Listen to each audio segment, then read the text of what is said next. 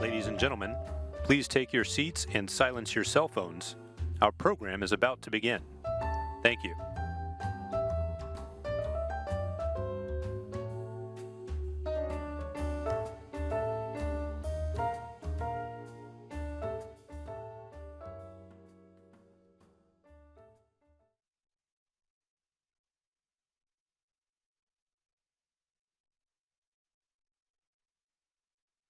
Ladies and gentlemen, please welcome the President and CEO of the George W. Bush Presidential Center, Ken Hersh.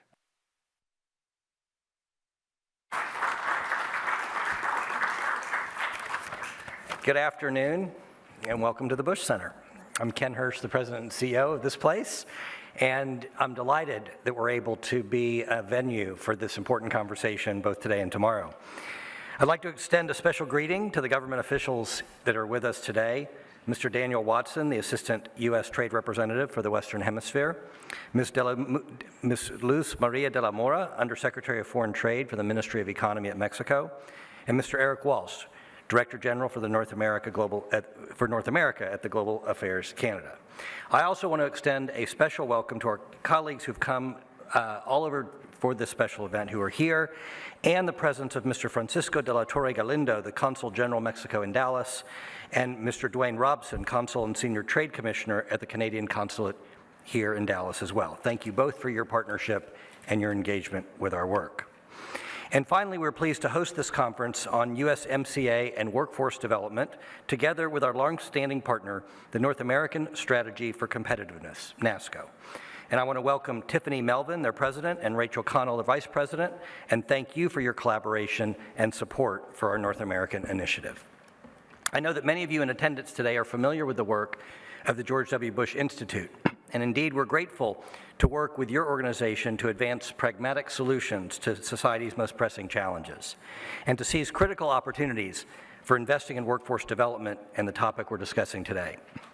For those who are not so familiar with the George W. Bush Institute, it's part of the George W. Bush Presidential Center, which includes the library and museum, which you'll see at the reception this evening, where and also the work of the Bush Institute. Together, we focus on supporting and advancing the principles of freedom, opportunity, accountability, and compassion.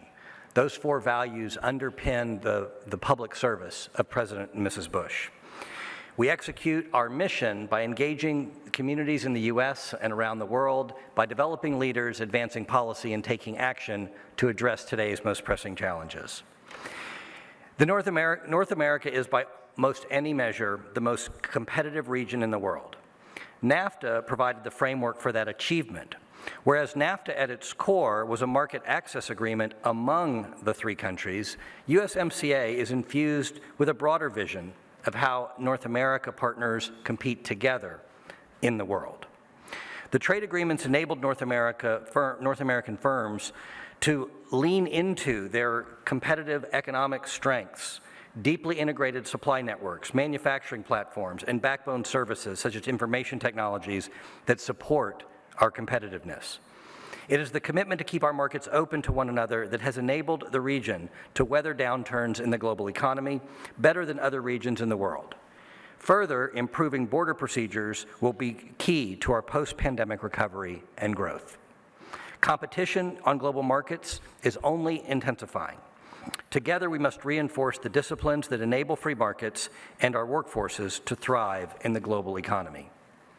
That's why the George W. Bush Institute is enthusiastic about the course of our tri-lateral leaders that they'll be setting today with the USMCA Competitiveness Committee and the conversations taking place here today and tomorrow.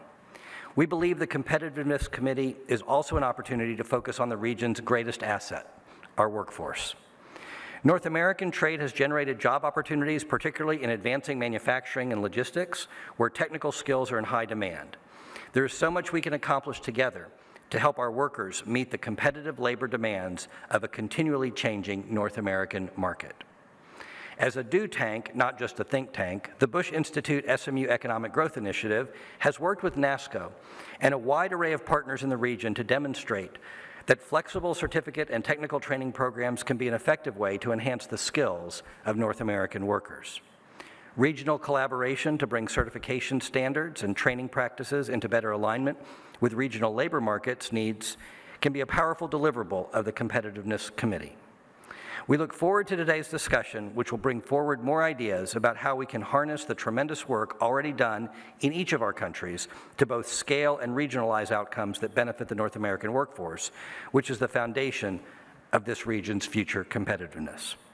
We're delighted to be a venue for these important conversations that are kicking off today and will continue through tomorrow. And it is now my pleasure to introduce the first panel, where we will begin with a delegation from the 3 countries to frame the special conversation. Mr. Daniel Watson is the Assistant U.S. Trade Representative for the Western Hemisphere. Ms. Luz Maria de la Mora is the Undersecretary of Foreign Trade for the Ministry of Economy of Mexico. And Mr. Eric Walsh is the Director General of North America at Global Affairs Canada. Please join me in welcoming them to the stage.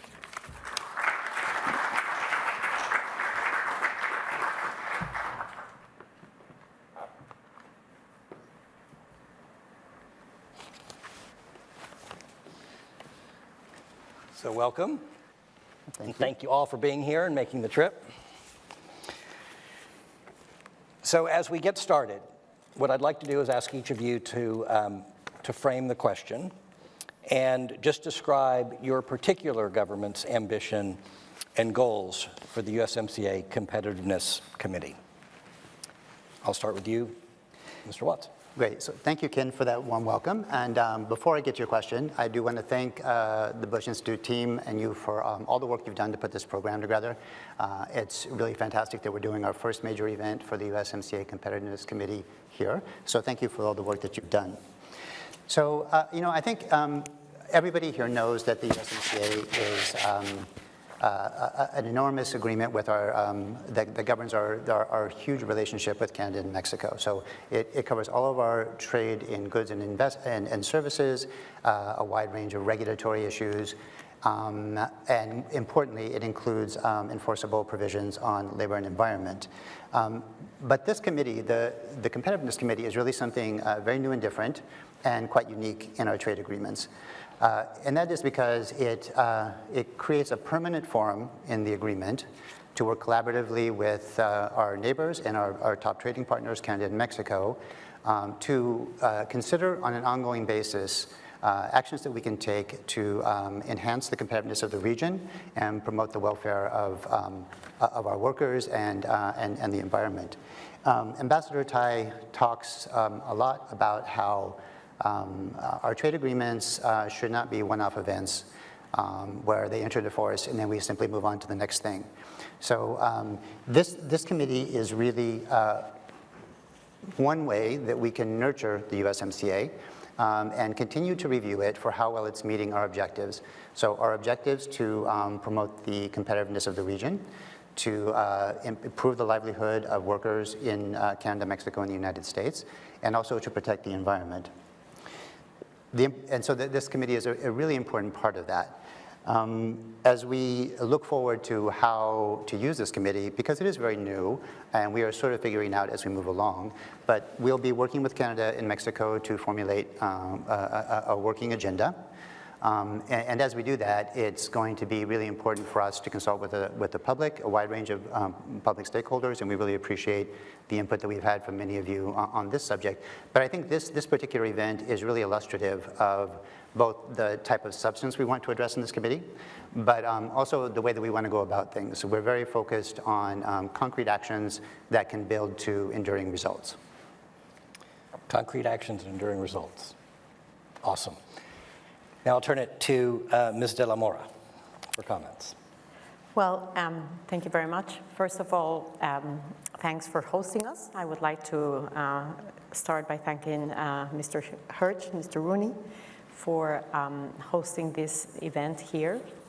Dallas, I remember Dallas as one of the cities where we held a ministerial, NAFTA ministerial in, I think it was February of 1991, 30 years ago. And it says something about how Dallas has an impact on North American integration. I think that when we think about competitiveness, one of the reasons why we are focusing on integration is because since the 1990s, at least in Mexico, we believe that by adding up our strengths, our capacities, we would be better endowed and better prepared to participate in the global economy and to compete against the third regions, the European Union, Asia Pacific. So when we think about competitiveness, and competitiveness is a new chapter in USMCA, which we did not have in NAFTA, I think that we learned something about our NAFTA experience. And I think that what we learned is that in order for us to be able to compete as a region, to move forward, we need to address the issues that are placed in the USMCA, the chapters that are part of USMCA, which have to do with trade in goods, services, intellectual property, among many others. But we also are aware that USMCA by itself is not enough. We need to do more. So we need to find ways in which the three of us can make sure that we have the environment, the business environment that is conducive to actually making sure that all of the resources that we have in North America are correctly used and are correctly integrated. We have been able to integrate vertically and horizontally in the last 3 decades, and I think that there's no question today that an integrated and an efficiently integrated North America will allow us to be a competitive North America. So how do we see the competitiveness chapter in Mexico? I would summarize it in 3 words. First is collaboration. Collaboration among the three of us to make sure that we can address those issues where we know that we need to work in addition to making sure that USMCA is implemented correctly. For example, making sure that border crossings are done in the most effective way, making sure that we have the technology necessary for trade to happen seamlessly. Second, it has to do with how we use the talent, the human resources that we have in North America, which I do think is one of our most valuable assets, to make sure that we build a strong, vibrant, dynamic, and forward-looking North America. We are competing with the world, and we have the world in North America.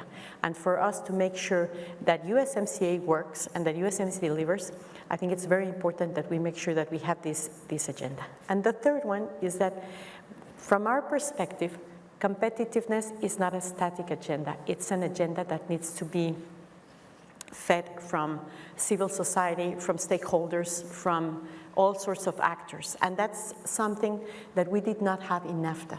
And we think that by integrating comments, by integrating concerns, proposals, plans from the different actors that participate or that should participate in the regional value chain, then we are truly going to be building a competitive North America. It's competitiveness, it's not something that happens by itself. It's something that we have to work for, and it's not an end in itself. Competitiveness for us is a way of making sure that all the people that participate, all of the citizens in North America get better opportunities, have better standards of living, have opportunities to develop their own projects. So for us, even if this competitiveness chapter is a collaboration chapter, it's a non-binding chapter, it can really help bring a lot of legitimacy and credibility to North America. Thank you. Good. Mr. Walsh. Thanks very much. And let me just say what an honor it is to be here in this terrific facility and with such esteemed panelists like Daniel Watson and Luz Maria de la Mora. I feel a little bit out of my element. Just maybe I'll start by saying that when we in Canada were looking into the renegotiation of the NAFTA, we really wanted to make sure that we brought in some of the elements that maybe were not captured well enough in the original one. I mean, I think we can all agree, and certainly in this audience, I would imagine there would be wide agreement that trade is a good thing, that its benefits are broadly spread across societies.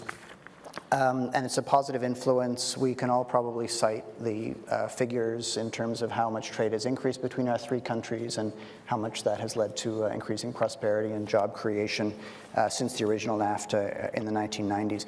But it hasn't always been easy for the average person on the street to kind of see that and to understand that benefit. And we've seen the negative impacts that can lead to as well. So one of the things we really wanted to do with this agreement was look at traditionally underrepresented business owners, whether that's women, whether that's indigenous groups, whether that's youth, to try to see how we could ensure that these groups also felt the benefits of the free trade agreement.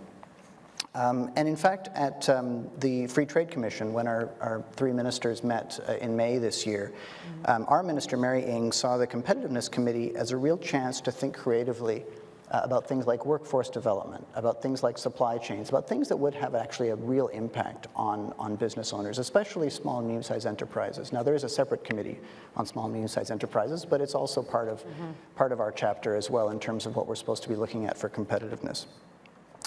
When we think about the competitive elements, we think about the energy sector. What about clean technology? What about renewable energy? Is there a way that we can take some of our work and look in that area?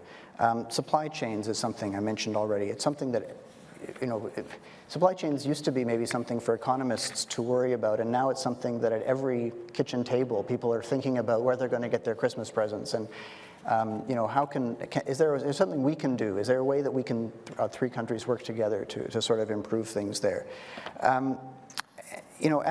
the work that our leaders discussed when they met in Washington last month ramps up, both on a bilateral basis and a trilateral basis, I think that's something we're going to want to keep an eye on. And lastly, maybe I'll just say that one of the things that we, especially as we think about the pandemic and Omicron and all of that stuff, the concept of essential industries. If we can find ways to maybe better prepare ourselves for the next round, if there is going to be another round and things like that, if we can have common definitions on that, that could be helpful. That might also help us in terms of staying strong and continuing forward during the pandemic.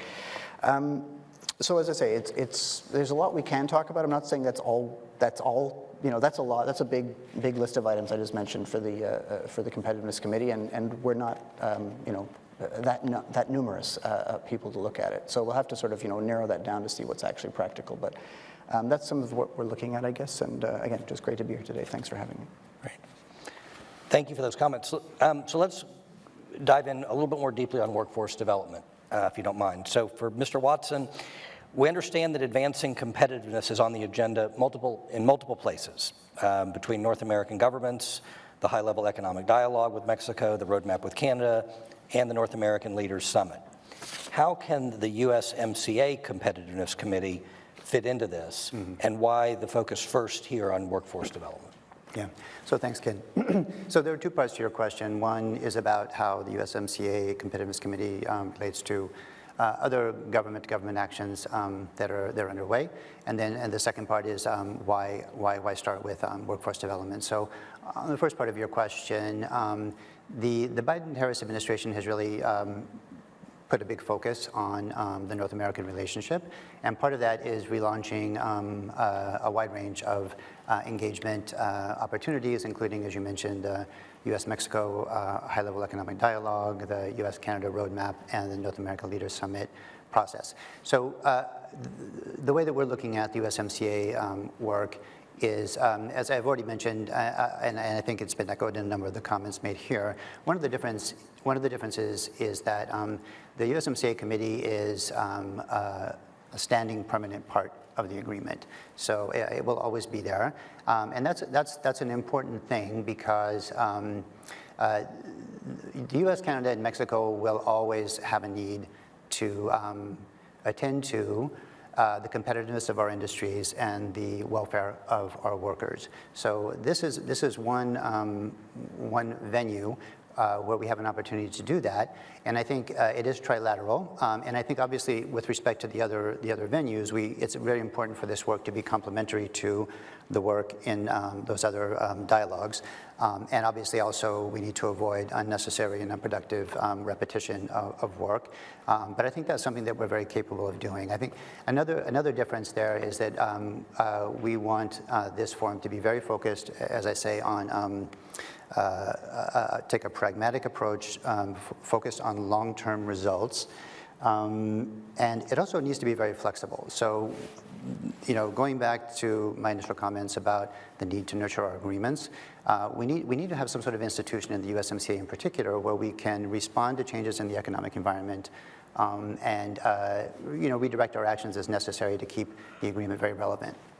So on the second part of your question with, why workforce development now, I guess one thing I would say is that I think all of you know this administration places a very high priority on labor rights, and we talk about our worker-centered trade policy. So this very much reinforces that fundamental idea.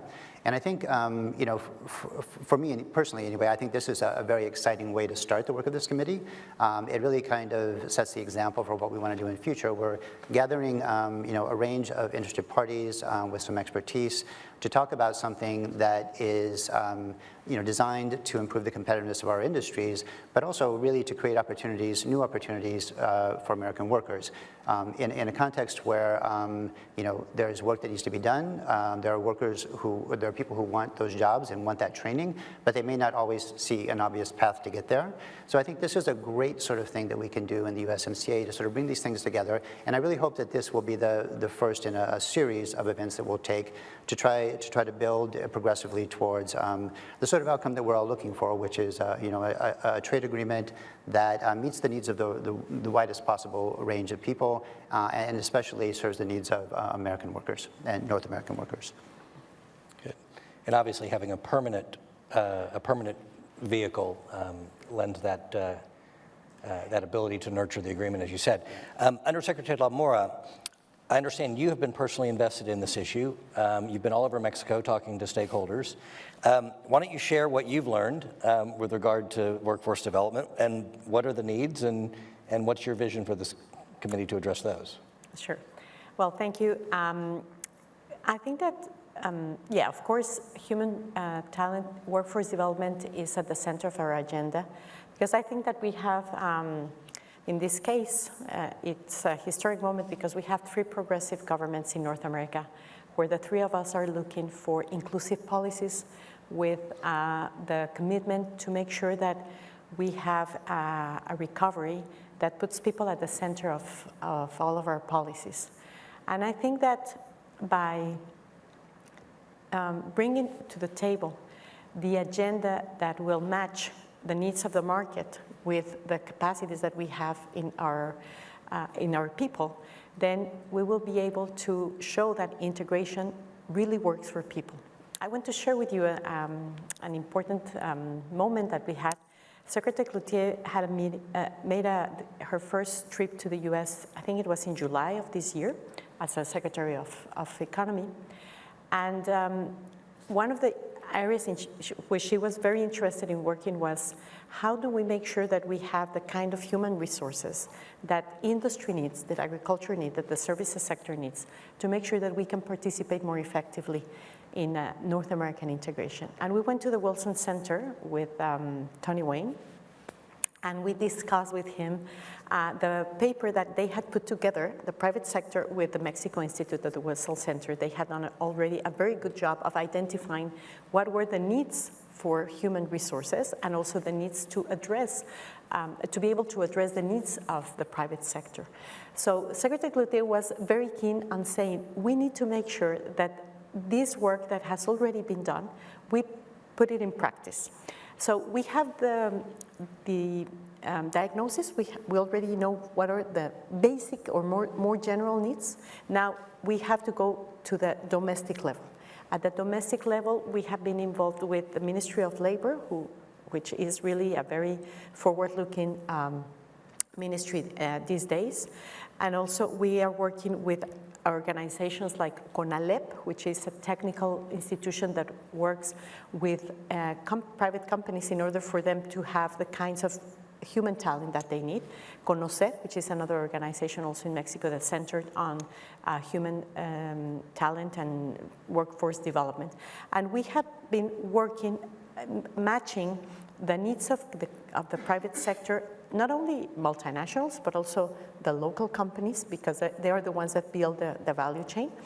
And at the end of the day, the reason why we are so focused on this issue about workforce development and why we think this is so important is because we need to make sure that the opportunities that USMCA can provide for the region, for all of us, are really go down to the people who are in the fields and who can actually develop the talents, because at least in Mexico, I have to tell you that we're always very proud of the fact that all companies tell us that they find the Mexican human workforce very talented, very skillful, and very willing to learn and participate. So we know that the only way in which we are going to be able to move ahead, move forward, and also make sure that the kind of benefits that integration can deliver goes across human talent and human workforce development. Thank you. And that's a great segue to Canada.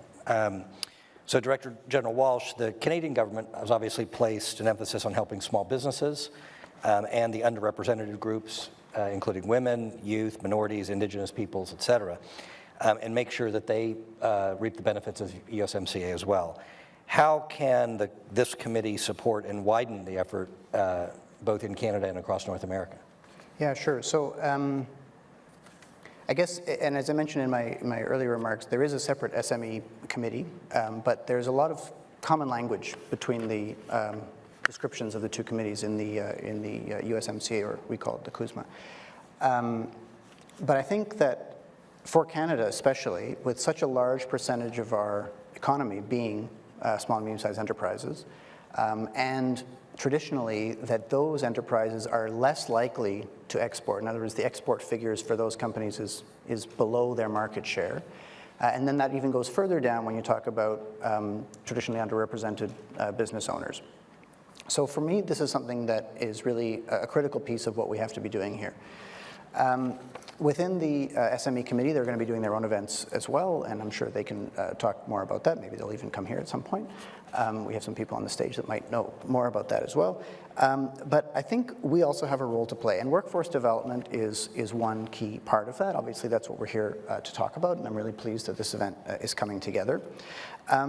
We also know that things like economic shocks from things like the pandemic have a disproportionate impact on the small businesses because they don't have the contingency plans. They don't have the ability to, furlough workers and sort of, scale up and down as necessary. So maybe there's a way that we can look at that and see if there's a way that we can kind of cushion some of those shocks. And again, do that on a trilateral basis. So it's not just sort of a case when something happens, it's suddenly every country for themselves, but in fact, there's a recognition that as North America, we are stronger and we can do things better. And that is something that maybe we could have an advantage than over other regions in terms of competitiveness.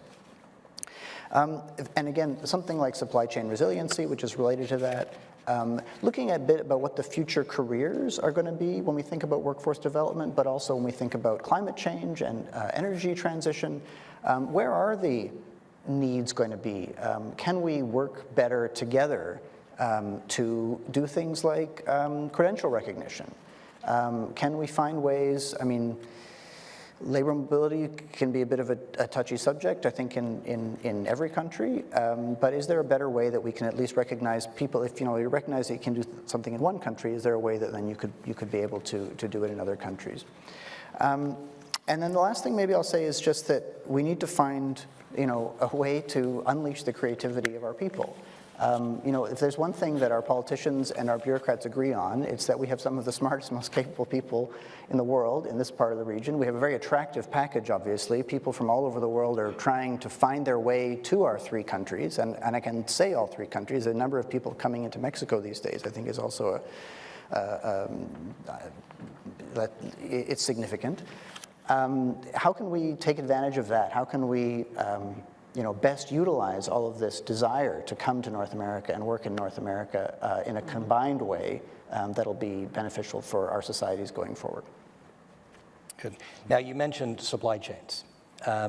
Clearly, we've had a growth in demand that has hit at the same time as we have the after effects of the pandemic. I was going to call after effects, the lingering effects of the pandemic.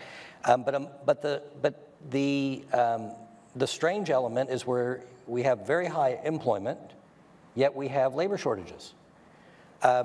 So in this world where workers are needed, let's leave the supply chain, the logistics side away for a minute. What should this committee and everyone here in the private sector be thinking about today and tomorrow morning to help relieve or to manage the labor issue? Shall we start with Mr. Watson to handle that?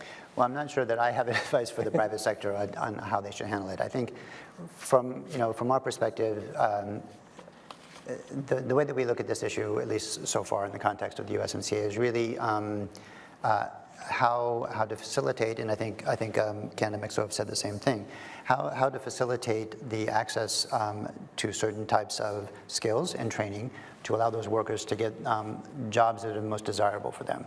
Now, I think now we're in kind of an unusual situation where we have people walking away from their current employment and not sure where they're going to go next, and companies really kind of scrambling to find people. I think that is probably temporary, but this bigger overarching issue of how we will have the right workforce for the most competitive North America will be with us even when COVID is done, and that's why I think this type of event and this type of process in the Competitiveness Committee is so important for getting us to that point where we can start to solve that problem. Right. And that's a big realization that this isn't just a pandemic-related thing. It's a skills. Yeah.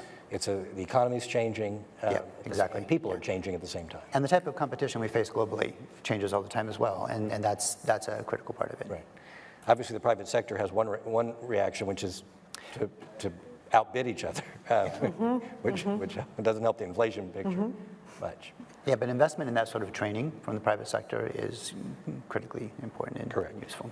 And from the Mexican perspective, how do you view the labor misalignment, I'll call it? Yeah, I think that the pandemic has put everything up in a different perspective, and right now we are facing a reality that we did not expect to face, which is that we are facing labor shortages all over the place. In the context of the high-level economic dialogue, for example, between Mexico and the US, we have one of the pillars has to do with human resource development.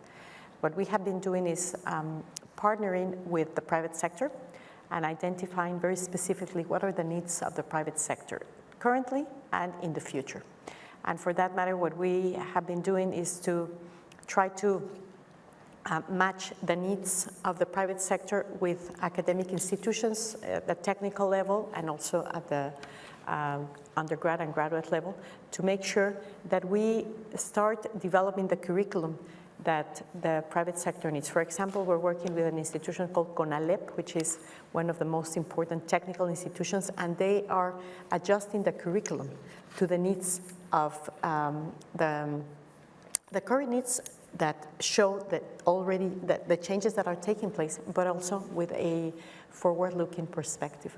We know that it will take time, but we think that that's the right way to address it.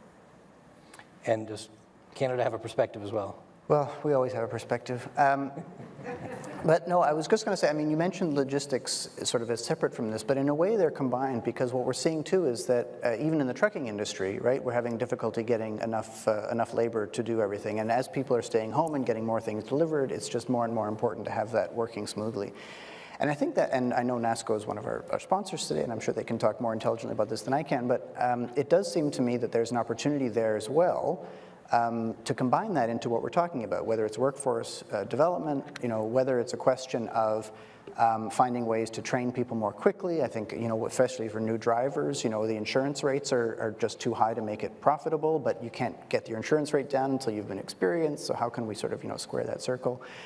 And then, the other thing is finding ways to bring in more women, youth, indigenous communities into the industry, right? It's not necessarily something that people would be thinking about when they're growing up, and it can, especially if companies are just trying to outbid each other, maybe that's something where we as the three governments can take a look at this. We do need the trucking industry and frankly the airline industry and the maritime industry all to be working smoothly in order to help break through the supply chain bottlenecks. And maybe there's a way that we can bring something together there to facilitate that, which would not be at all out of line with what we're going to be talking about today and what we're going to be talking about tomorrow morning. Good. We have just a couple minutes left, and I want to circle back to a couple comments that both Mr. Watts and Mr. Walsh made. You had talked about in your opening comments about engaging stakeholders. Yeah. And Mr. Walsh, you talked about getting the man on the street to understand the power of trade. You also used that we need to unleash the creativity of our people. How do you view this process as a way to get that going? It can be very wonky, and it can be very cumbersome to follow. But I think that this engagement level that you've done in Mexico is an important aspect of success. How can we get that started? Yeah, so that's a big question, and I think this is another thing that will be, an ongoing process. We obviously have well-established consultation mechanisms within the U.S. government for trade. We have advisory committees for various types of industries, for labor, for environment. We have regular communication with stakeholders of all types. We have input from the Congress. Of course, we talk to each other about our different priorities, so that helps us understand things. One of the things that we have been trying to do under this administration in particular is to, whenever we have the opportunity, to just do more engagement with regular people. I think at one part of this program, we'll get to hear from some graduates of some of these programs and how they benefited from them. And I think that type of engagement is actually really important for us to hear. I will say for myself, in the trips that I've done recently to South America, it has been really interesting to talk to, leaders of small and medium enterprises. We've talked to women entrepreneurs. Sometimes their problems are pretty predictable because they're the problems that every company might face, but sometimes they're different. And I think that there's a lot of value in that. Now, how we get to the point where we're doing enough of it and how it's institutionalized in the right way is something that we're going to be working on. But I think it is a great thing, and it does have the benefit that others have talked about, is sort of bringing everybody into the discussion and having everyone have a stake. Good. Mr. Walsh, would you like the last word on that? Oh, goodness. Well, no, I was just going to say that I think it was one of the American presidents that said the scariest 7 words are, "I'm from the government and I'm here to help." So I think we're probably very poorly placed to be making the case about why trade is important. But we can find businesses, ideally small and medium-sized enterprises, sorry to keep coming back to this, traditionally run by traditionally underrepresented groups, to talk about how trade has benefited them. And if we can get those ambassadors for trade to share their stories, that might have a more positive impact than if we talk about it because we're government people. Well, I think if we have productive sessions today and tomorrow, then that'll be a chance for people to talk about successes. Trade agreements can't be one-off events, and this is a good home because it's part of USMCA, the Competitiveness Committee, where it can serve a purpose to help unleash the creativity of our 3 countries. I want to thank you all for being here and kicking us off, and please join me in thanking our panel. Thank you.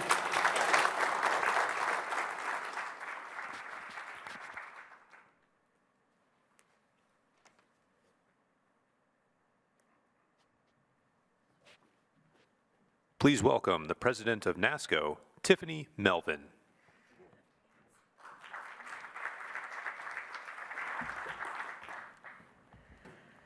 Hi, thank you so much. I'm Tiffany Melvin. Like the voice just said, I'm the president of NASCO, which stands for North American Strategy for Competitiveness. We are so excited to be here today and co-hosting this event for the Chapter 26 Competitiveness Committee with the Bush Center. We've been partners with the Bush Center for a number of years, and we love working with your team, and we love being in this amazing facility. And it's been too long. It's been almost like over 2 years, I guess, since we've even set foot in this place. So thank you so much for having us here. I'm going to give, for those of you that, I think a lot of you know about NASCO, but I'm going to give a very brief overview of who we are. NASCO is a tri-national membership organization. We have members from all over Canada, the United States, and Mexico. We have provinces from Canada, states in the US and Mexico, cities, counties, economic development organizations, chambers of commerce, industry associations. We have global corporations on down to tiny mom and pop shops and everything in between. We have all the modes of transportation represented. We have inland ports, border ports of entry. We have water ports. We've got all the key elements of the supply chain, insurance, banking, finance, law, real estate developers. So we have a really vast, diverse network of North Americans that care so much about North America and the opportunities that we have as a continent to be the most competitive continent and trading bloc on earth. Our three main focus areas are supply chain and logistics, energy and the environment, and closing the skilled workforce gap, which is why we're here today. The skilled workforce issue was really not one of our original focus areas. That happened about probably eight and a half years ago now, when we were sort of polling our members about what are the greatest challenges you face as companies, as communities right now. What are ways that NASCO could assist or promote or play some sort of role in assisting you with those challenges? And people kept saying, we have a workforce crisis, we have a skilled labor crisis. And we heard it enough in Canada, the United States, and Mexico that we started thinking, well, maybe there is a role we should play here. And everything we do at NASCO, we take a North American approach to, so we started thinking, well, is there a way to take a North American approach to workforce training? It seems like such a local issue that is very specific to local communities and companies, but is there a way that we could do this on a regional basis, possibly with mutually recognized credentials and portable credentials, and just a way that the federal governments could play a role in lifting all of us up and in assisting with what normally is considered to be such a local issue. We didn't really know where to start. Several of our members were familiar with the MSSC, Manufacturing Skills Standards Council organization.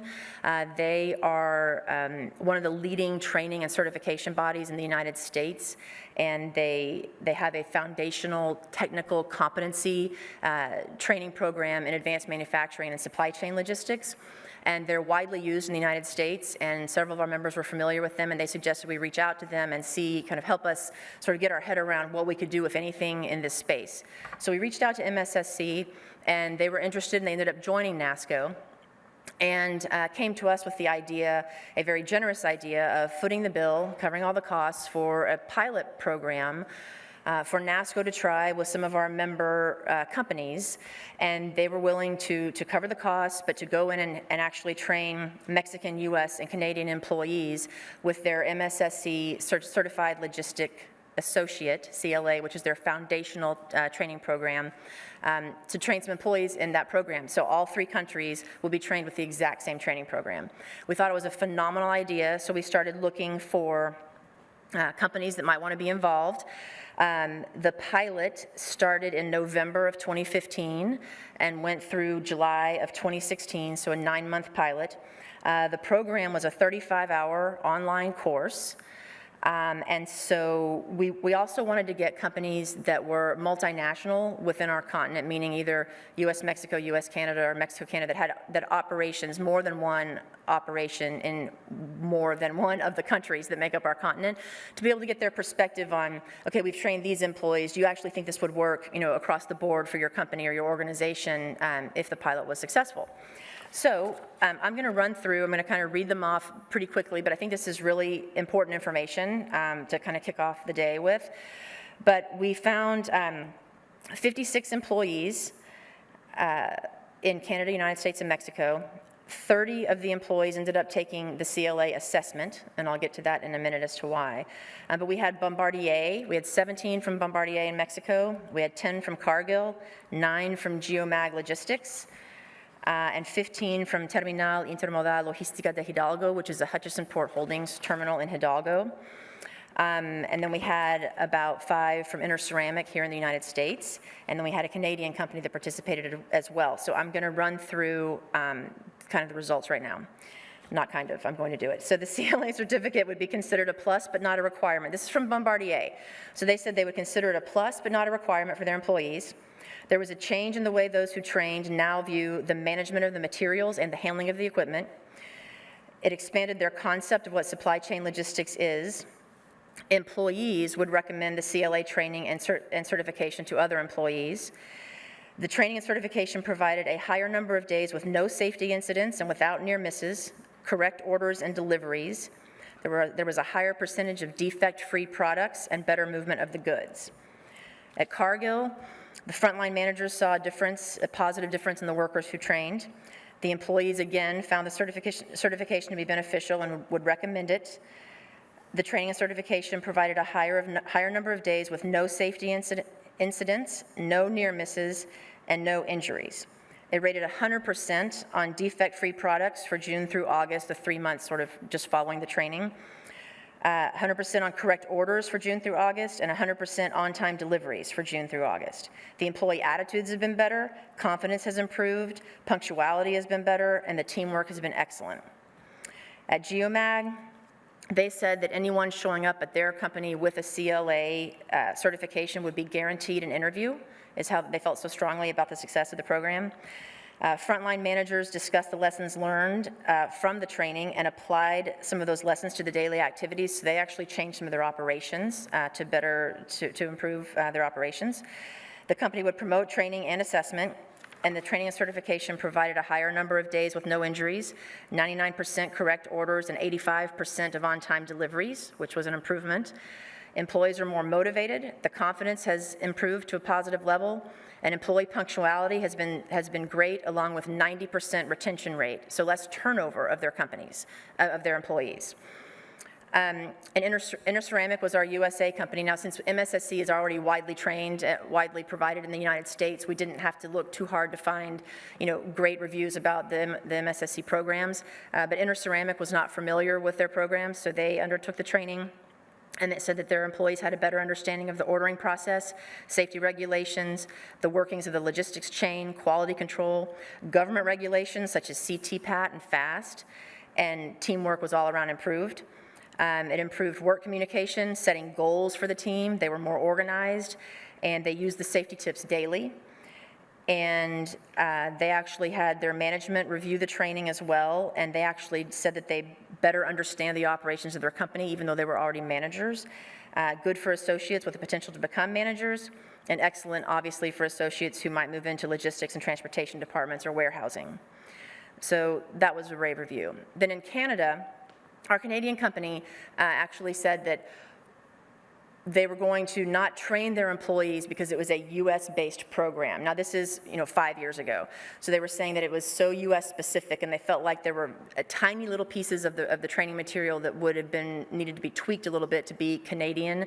So what they did instead is they gave it to their top logistics managers, the program, and they went through the program themselves. They didn't take the assessment, but they went through all of the materials, and they gave us an assessment of their own about how they felt like if they had trained their employees, would that have been a successful result? And they said absolutely across the board, they felt like the material that was in the program would have been really beneficial to their employees, and that if it were tweaked to meet Canada's rules and regulations and safety standards and that kind of a thing, that they would absolutely use it. Now, since that time, MSSC has produced Canadian material and is training in Canada.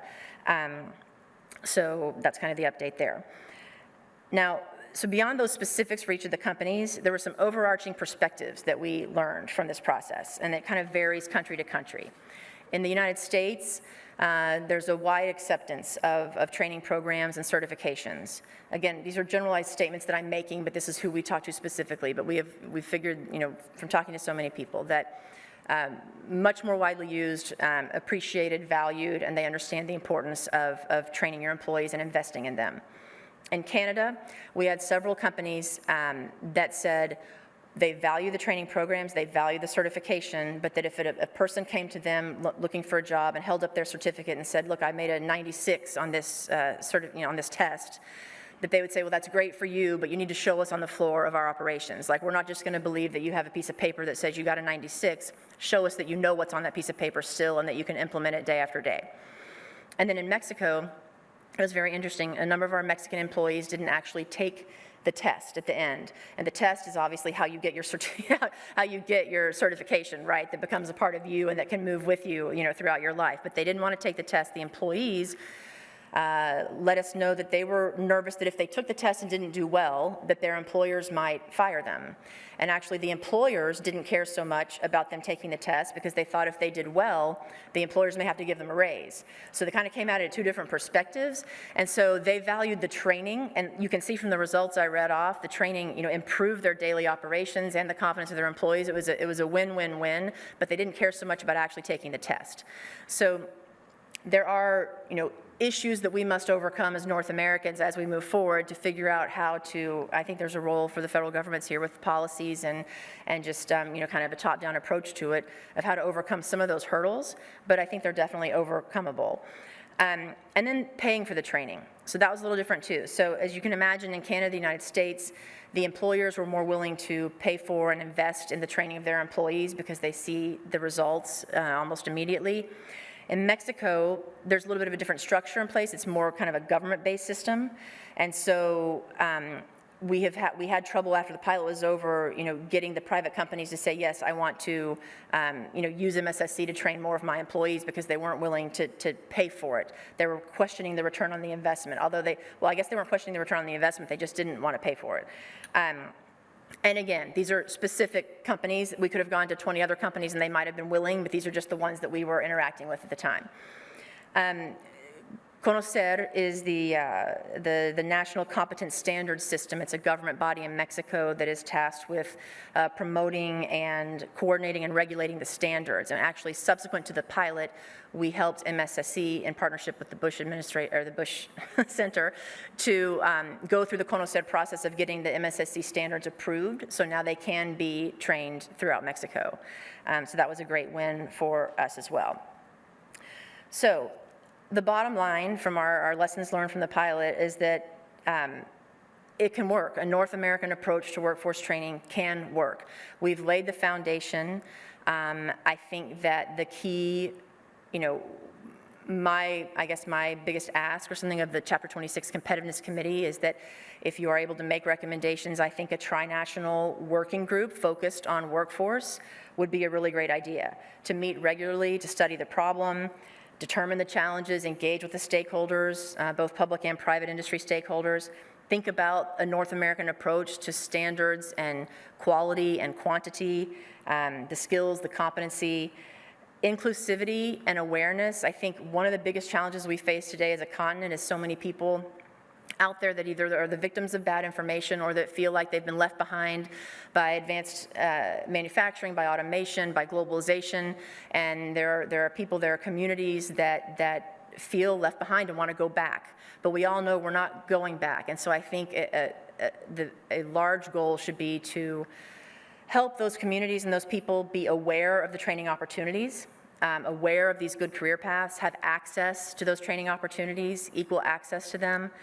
And I think then mutual recognition of the programs across the international borders, portability of credentials, the mobility of our workforce, where you have a demand and a supply to have workers be able to cross borders if they meet the needs. Funding, tracking the industries that are most impacted by a lack of skilled workforce. So there's a lot that can be done here, and I feel like if there was a sort of an institutionalized, permanent, tri-national working group, a lot could really be accomplished. So to end, I think we all know productivity is at the heart of competitiveness. And so if we can invest in training our workers, they become more productive, the companies are more productive, the communities are more productive, it goes on and on and on, all the way up to our North American continent being much more productive and much more competitive in a global marketplace. And so we're excited to be here today to help organize some panels to hear from industry stakeholders and training institutions and some students that have actually taken the courses. I think it's going to be a great day. And as we move forward, NASCO and the Bush Center, so many other organizations also stand ready to assist you any way we can by making introductions or by assembling, organizing more panels like this in the future. But thank you for letting us be here. We hope that you enjoy the day. And with that, I will introduce the first panel, I guess it's the second panel.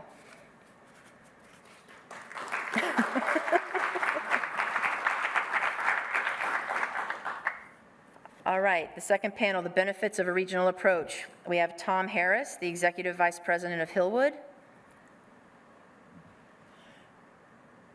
Are you guys ready?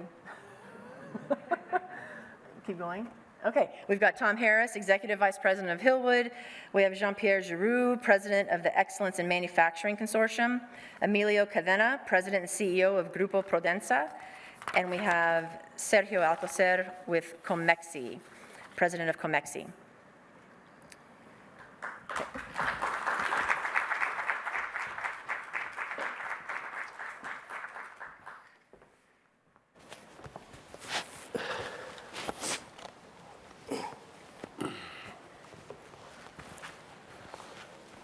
Well, good afternoon, everyone. My name is Sergio Alcocer. I'm the president of the Mexican Council on Foreign Relations, and it is my distinct privilege to be here again at the George Bush Center. And again, it's also a privilege to be talking about workforce development, which is a very significant topic for the competitiveness of our three countries and the region in order to compete ourselves against other regions. I want to thank the Minister of Economia from Mexico for inviting me, as well as Matt Rooney, a longtime friend when he was at the Department of State, and I was in the Department of State in Mexico as well. And so I'm very pleased to have a great panel today. I'm going to reintroduce to you Mr. Tom Harris, who is Executive Vice President in Tom Harris in Hillwood in the United States. Mr. Emilio Cadena, who is President and CEO of Grupo Prodensa in Mexico. And then Jean-Pierre Giroux, and I will say JP, from President and Excellence in Manufacturing Consortium. So we developed, Matt and I and his group, a group of questions that we would like to learn from our speakers. What are the ideas related to workforce development? For the first part of the seminar will be to listen to them about what are the main stakes that they have related to workforce development. So we will start from the north, so that means from Canada.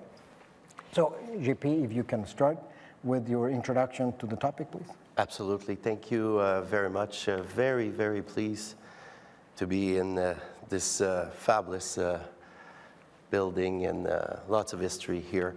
Again, I'm Jean-Pierre Giroux. I'm the president of Excellence in Manufacturing Consortium.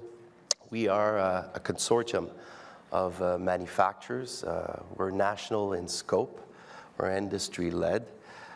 We run a consortium across Canada. And the way that we do this in a very grassroots fashion. There's about 60 of them where manufacturers are. And we look at what are the issues, such as energy is one, obviously supply chain disruption, as well as IT, health and safety, but human resources is at the center of everything. The labor shortages, there's desperation right now for finding people, finding the skills, and the skills gap is at a regional level. So when we look at the macro situation, we look at what are the issues, the economic issues, and right now in Canada, these are the unfilled orders are at the center of everything. There's about a $95 billion of unfilled orders. So these are orders that are in the manufacturers with the POs and the sell is done, but manufacturers having issues to get them out. Labor shortages is at the center of this. There's also technology adoption, disruption of the supply chain. We mentioned that earlier. However, that's what we have to tackle. We also believe one of what's required to address the labor shortages and the skills gap is to have labor market intelligence and insight at the regional level. So this is something that EMC has been doing for 25 years now, addressing insights and gathering intelligence on an evergreen fashion. So this is an ongoing basis, on a quarterly basis to a certain point, so we can address the issue and match the skills gap or the demand and the supply, and look at where are the unfilled vacancies, where are the jobs that are missing and the skills that are required, but also go to the educators, which are the post-secondary institution, and more than ever, and we go as early as secondary level, and now we want to go to primary schools to get them involved in what are the career and what are the job that are required in today's economy. Like looking at who's in these programs, the institution, how much they're producing of the students and the enrollment, as well as graduation and graduates that are available to fill these positions. Thank you very much. Emilio, please. Hi, everybody. Thanks for the invitation, especially to Undersecretary de la Mora that invited me here today, and of course to the George Bush Institute. My company is called Grupo Prodensa. I'm in the business of helping companies with their manufacturing footprint strategy in the region and in other places in the world. And we do this by partnering with them to start and run their manufacturing operations, or providing some very specific advisory and consulting on some key areas for operations, from supply chain development, from project management, site selection, and of course the talent side. This year, for example, we have processed over 200,000 people in our HR departments to recruit about 23,000 people in the region. And we were counting last week, in the last 5 years, we have processed about 1 million applicants for different jobs. So we do have a lot of information in terms of what's happening with talent in the region. At the end of the day, I think this year's, I'm extremely optimistic. I think we are facing, as manufacturers in the region, one of the most important windows of opportunity that at least I have seen. I'm a NAFTA businessman. My business started with NAFTA, so I'm one of these, I call it Mexican dreams, but NAFTA dreams, where what we wanted to do is generate more companies and better jobs, and I truly feel that I'm part of that generation. And I think we have a real opportunity if we truly become a region, okay? Because I believe that only combined, Canada, the US, and Mexico, we have the capital, the technology, the natural resources, and the talent to be the most competitive region in the world. I don't think we are the most competitive region in the world. I think we are in some areas, but I don't think we can call ourselves the most competitive region in the world. We are not the most competitive region in the world when it comes to electronics. And I'm talking not only on the manufacturing, but also on the R&D and others. So I think for me, is the way we're going to capitalize this opportunity is that we truly become a region. And for me, this is beyond USMCA. And I think this is for the benefit of all our communities, not only of companies. And I think this is the first challenge we have in front of us. A lot of you have to face that challenge. I certainly believe that the political and social conditions of today are different in order to become that region. And I think we have to figure out how we do it. We are 3 years into this agreement, and we're still debating. I'm talking from the private sector point of view, and Luzma told me to be candid, as I'm always so it's 3 years down the road, and while we are still discussing rules of origin, or if electrical vehicles, how they should be made, and these things, China has a 40-year plan in front of them.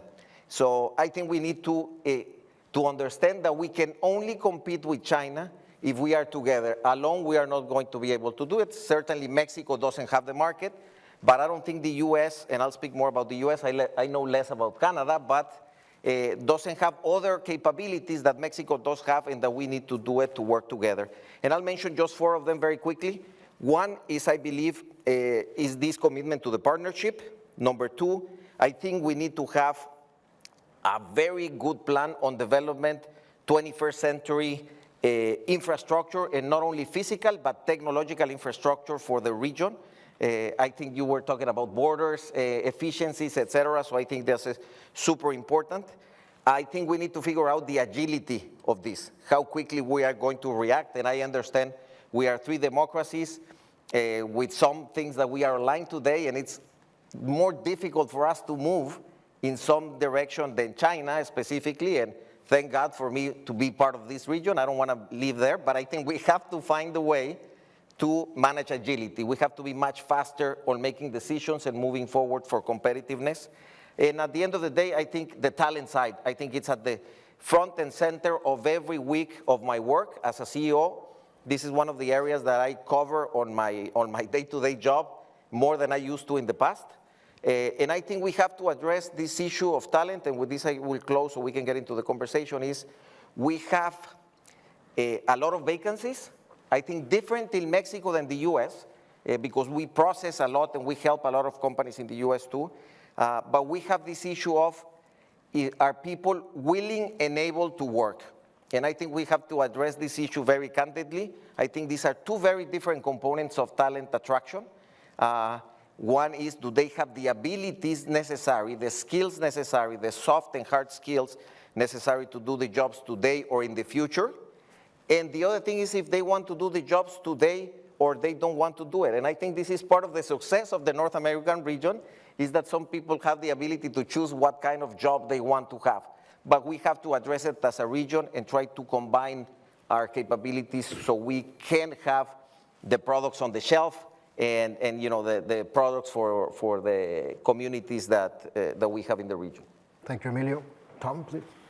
Well, first of all, let me thank NASCO for the opportunity to be here today, and certainly the Bush Institute as well. My background, for the most part, is 30 years with the Hillwood Organization, and for those of you who don't know, the Hillwood Organization is owned by the Perot family here in Dallas, certainly a recognizable name. And the legacy project that they have had now for many years is called Alliance Texas, and it's on the north side of Fort Worth. Hillwood is likely one of the largest industrial building developers in the U.S., now building industrial buildings in Poland, Germany, and England, and Canada as well, in Western Canada. So our core business is real estate development. We also are probably one of the largest single-family residential master plan developers as well. Certainly we are in the state of Texas, but we are also doing that kind of work in a number of other states around the country. Company of about 1,000 people. I'd like to paint a picture, if I could, of what Alliance Texas is. So Alliance Texas is a 27,000-acre development project on the north side of the city of Fort Worth. A very diverse set of companies have located there over the last 30 years. It had its start by way of building an industrial airport, the first industrial airport in the United States, and for that matter, maybe even globally. I had the pleasure of being there since April of '90. It was opened in December of 1989. Scared me to death when I showed up because there was nothing there but a runway and a taxiway when I got there. But since then, 550 companies have located there. 65,000 people go to work there every day. The economic development impact, or the economic impact to that region, needless to say, has been significant. So you're probably scratching your head wondering why a real estate guy, an aviation guy, is sitting at the front of the room when the topic is workforce development.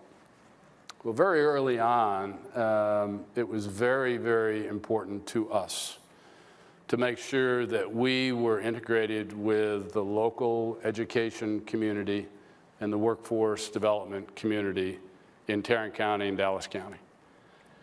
Why? Because if we were going to be successful long term, we had to make sure and we had to assure that there was a qualified, trained, educated workforce that was going to go to work for all of these companies today.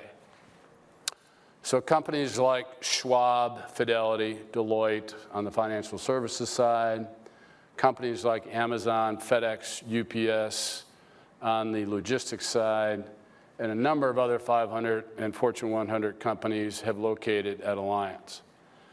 So I have spent a number of years working on workforce development efforts and experimenting, if you will, on how we make sure that we've got those quality people educated and trained to go to work, not only for jobs that are available today, but for jobs in the future. So we have done a number of things with local high schools, with the local colleges and universities, with the workforce development agencies, to make sure that we've got appropriate career pathways in place in our region to be able to sustain what we have today, but also be thoughtful about what will happen in the future. And I can certainly talk more about the future as we go. Thank you very much. Yeah. Well, I guess the three of you would agree that, and that's the reason why this panel is taking place, that of course there is a crisis on availability and adequacy of the workforce in the region. So the question, just to start a conversation, would be how often is the industry close to educational institutions? I come from an educational institution, and we don't like the industry to tell us how should our engineers being taught. I'm an engineer, and I guess the same happens in other treats. So how close are you with the educational institutions? How easy is for you to approach them in order for them to sort of modify the curriculum? And I will have my opinion after you say this related to the quality of professors and mentors, which I think is the critical thing here. But I would like to hear from you, Tom, please. Well, one of the questions that we had that you gave us was focused on how important those professors and teachers are, and I couldn't agree more. We don't give them enough credit for what they do in this country. We sure as heck don't pay them enough. That's changing. It's getting there. But back to industry. So I think I'm a bit spoiled because I've had the opportunity to be in the centerpiece of this development, where there is industry and there are great educational institutions. We have been conveners and organizers, facilitators, if you will, of bringing education and industry together. I don't think industry does enough in general to reach out to the educational community when it comes to their needs and their requirements. Every industry is a little bit different. Some are better than others. The people that I have touched over the 30 years, it's generally us bringing education to industry and introducing them to industry. The community college that we have in Tarrant County or Fort Worth does a fabulous job with their corporate solutions group. The expressed intent of that organization is to reach out to the business community in Tarrant County and in Fort Worth and provide customized training or canned training where a company might need it. They've been very successful doing that. It's a selling point for us when we're sitting at the table with a prospect, let's say from California, and there's been a number of those lately, where we can almost brag about the kinds of things that we've got in place with the college. But I have an arm's length list of those kinds of examples of where our organization has been successful reaching out at every level of education in the region. Those ladders or those career paths that you can sit in front of a child and explain and have them understand where they can jump on and jump off, what those jobs look like, what the corresponding compensation looks like is so important, I think, in the world that we live today. Thank you, Tom. Emilio, Undersecretary de la Mora mentioned CONALEP, and CONALEP is perhaps the closest model that we have in Mexico to community colleges. And Tom expressed how they are important, not only in Texas, but elsewhere in the US, and particularly related to manufacturing services. How do you think that we should approach these best practices that Tom mentioned from community colleges? How can we use them to be much closer to educational system in Mexico? What is your experience in this? Well, I think CONALEP is a phenomenal institution. I'm going to say it's like a community college. Not exactly the same, but similar. It's a phenomenal institution. We have a lot of relationship with them in most of the cities that we are in. And we are getting as many people as we can from them. I think part of the commitments that we have tried to make as industry, and certainly I try to do it in my business, is how early you get them out of the CONALEP. So you want them to finish the process. And there the problem is a little bit like I see with engineering. I think the job they do is phenomenal. I'm just speaking right now from the Mexican point of view, not from the US, but The job that universities in Mexico do is phenomenal. The problem is the volume, the number of people that we are getting into engineering, that we are getting into CONALEP, but not only into CONALEP, in which trades inside CONALEP we're getting. And I think this is a little bit of the challenge that we have is, how do we convince people that it's sexy to be a tool and die maker? That is sexy to be a welder. I think there is an absolutely phenomenal opportunity, and we are trying it specifically in Monterrey with great success, is to get more women involved in trades, which this is something culturally that we have to overcome. I think Canada is better. I think Germany is much better, even than the US and than Mexico, having women on these traditionally male jobs, okay? Because now companies have the technology, and we do a very good job on the tools to help women also, so it's not a tough job. I mean, industry is a tough job, but it's not in terms of carrying big loads and all that. So I think we need to get more women in that. And one of the things that we are working actually with Secretary Tatiana Cloutier and Luz Maria de la Mora is to get more women involved in this, because this immediately improves almost by 100% the standard of living of women having this type of jobs. So I think this is where we have the big challenge. On the lesser skill positions, actually I think we don't use much of educational system or other government initiatives.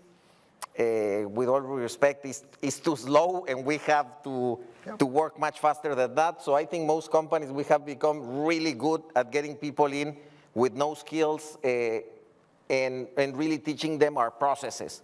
And I think this is across the board, Mexico, the US, and the Canadian companies that I have relationship with. So we're really good at this. So I think it's a matter of volume. And I think where we would need maybe help from the authorities is to have these campaigns of making, we have a specific program in Prodensa where we take every month a bus of people from high schools, and we take them to one manufacturing facility, and we call it Fall in Love with Manufacturing. Because it's tough to fall in love with manufacturing if you have fallen in love with Google or with Starbucks, or because they are different jobs, and I think this is part of the challenge that we're facing as industry that we have to adapt. Thank you. Tom and Emilio mentioned the importance of prestige. Being professor in Europe, for example, in Finland, is very, very important. Socially, it's very well rewarded, not only economically, but in terms of the status, how's that been felt? And likewise, when you have to be a technician in Switzerland, for example, it's very important for a technician to work in the clock, in the watch manufacturing. Mm-hmm. Whereas if you go to Mexico, for example, you say, well, I want to be a technician, they will ask you why. You didn't find anything better to study? So what is the experience in Canada? You have great, I remember the British Columbia Institute of Technology, for example, that has an incredible facilities, and you have an incredible curriculum and professors to teach young technicians to be part of the oil industry, for example, in Calgary and so forth. What is the experience in Canada, perhaps joining both the European model and, let's say, the North American experience? JP, what's your experience? And I'm glad you're mentioning the career days. We're doing a lot on that front. The challenge is to bring the stories into the parents and as well as the youth. And the youth is at the center of everything. As actually EMC has been shifting their strategy to focus on youth and to bring, obviously, to change the image of manufacturing. There's obviously a lot with the 60s and the 70s and 80s where manufacturing was postured as dirty, as noisy, and that's not necessarily the job to go. The famous icon with the pollution going up, that's not true anymore. Manufacturing is high-tech in nature, sure. And this is the avenue where we need to bring this to the youth, we need to bring this to the high school and the colleges and the university. And one avenue, and there's a lot of momentum in Canada on that front, is work integrated learning.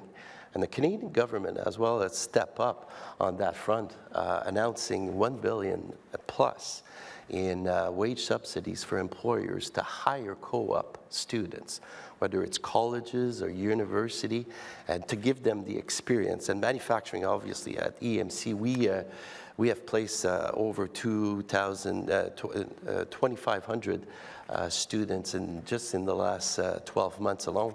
And now we're bringing this to the high schools. And with the hope, as Tom mentioned, to influence also the curriculum and to work in collaboration. So the curriculum and the teachers and the mentoring with the professors, so they can have the latest trends, the latest content, the latest skills that are related in the manufacturing in the current situation. So these are some examples that we're doing in Canada. I think, but for professors to have latest content, that means that the industry has to be close to the schools. And that's why professors could learn.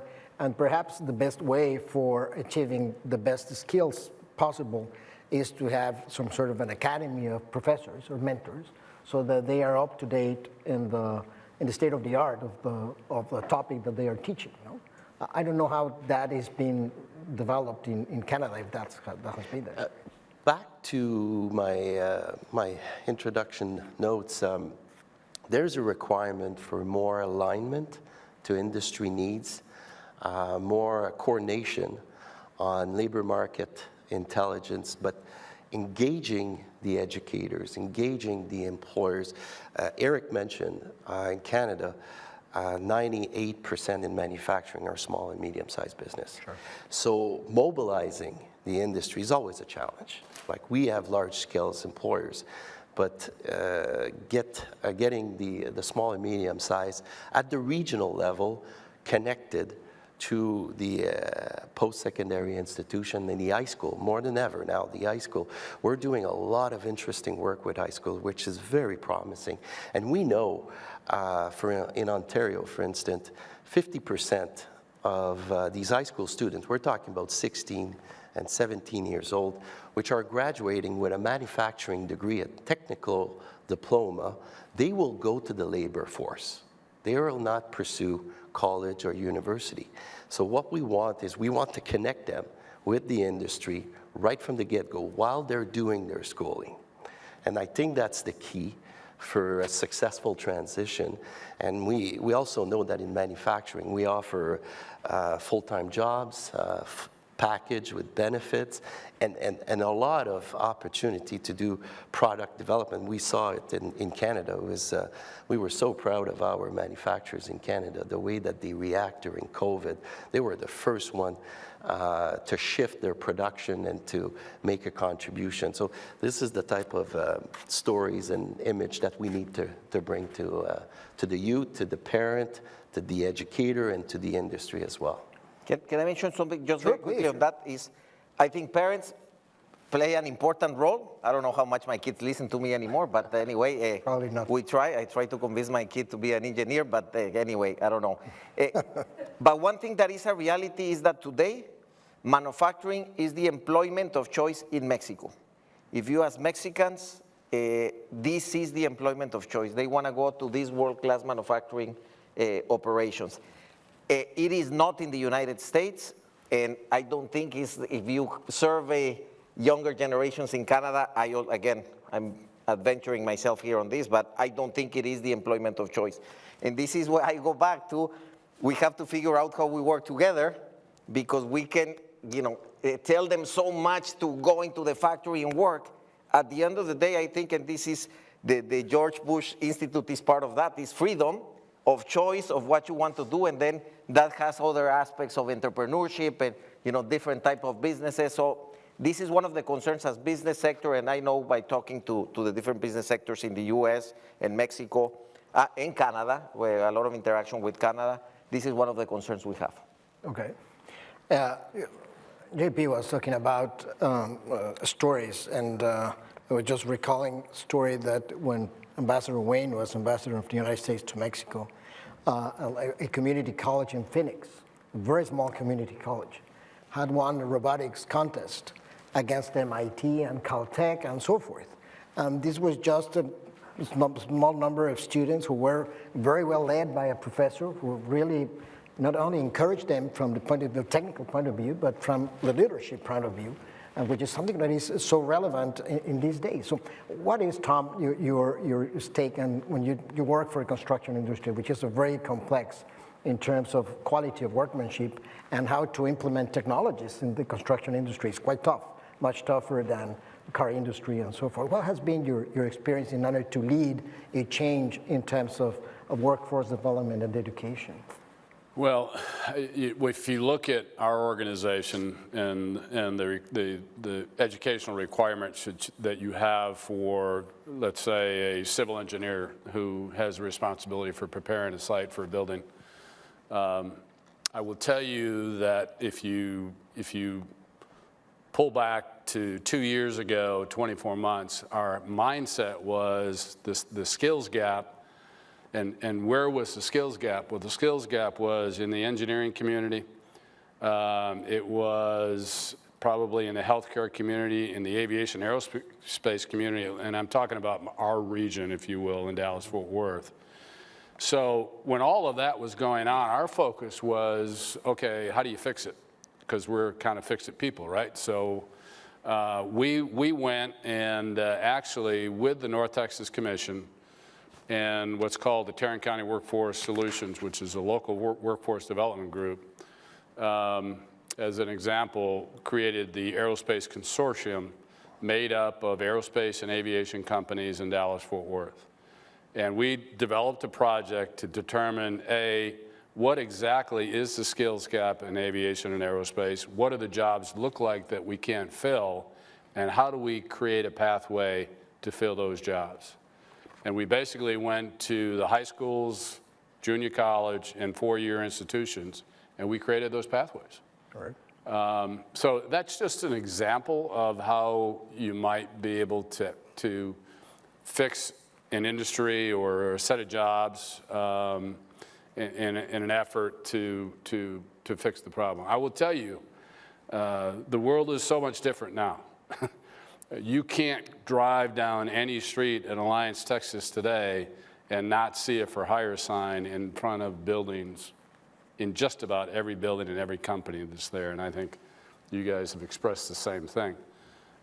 So 10 million jobs available, 7.5 million people unemployed in this country.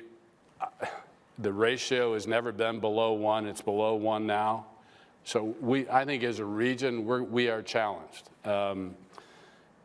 So I'm obviously expressing a problem that I don't necessarily have a solution to, but we have to get creative now in every industry to figure out how we make those jobs that aren't sexy, especially, because I think they're hurting the most, sexy again.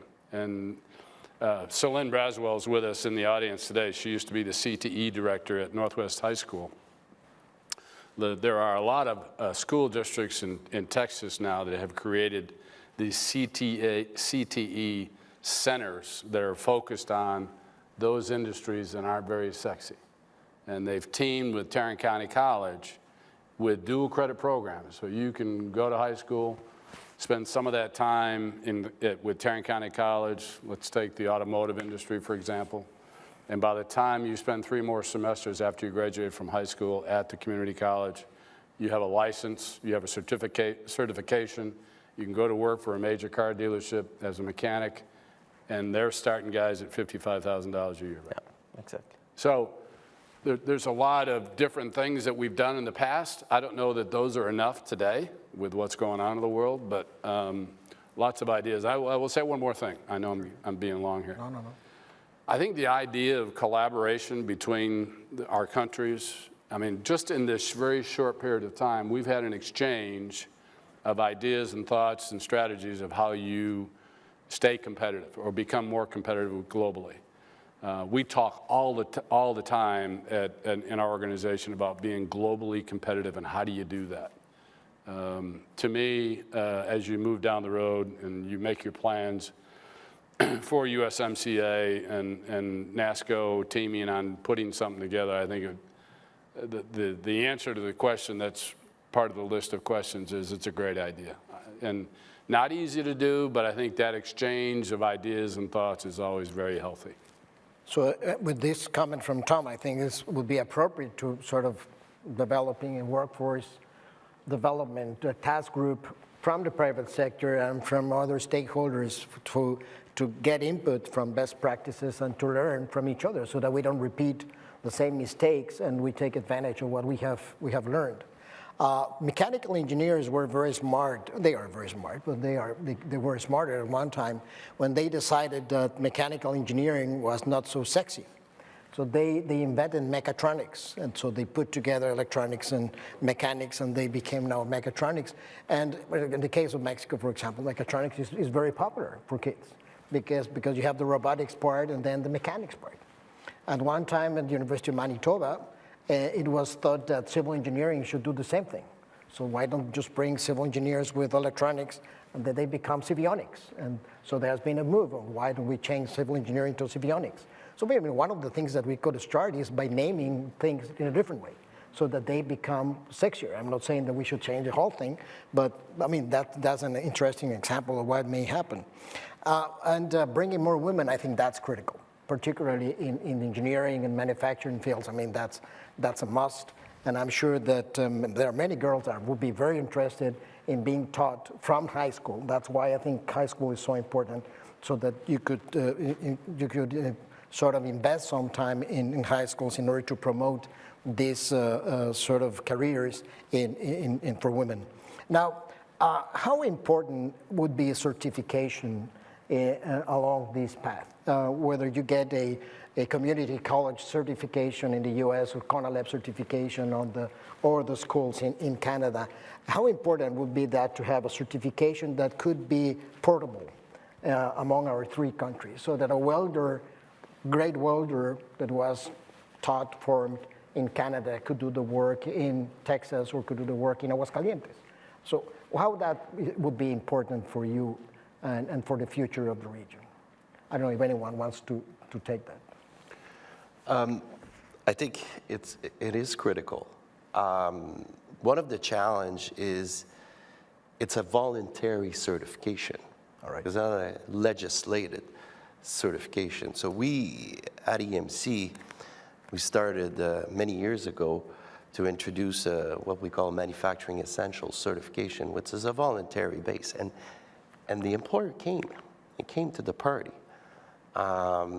knowing that how important it is for their workforce to be certified. Like here we're talking about be able to certify to function as a production worker, for instance, or as a supervisor, or as a leader in the plant. I think there's a lot of opportunity that is being offered to the three country when it comes to green manufacturing skills. And this is a hot topic right now.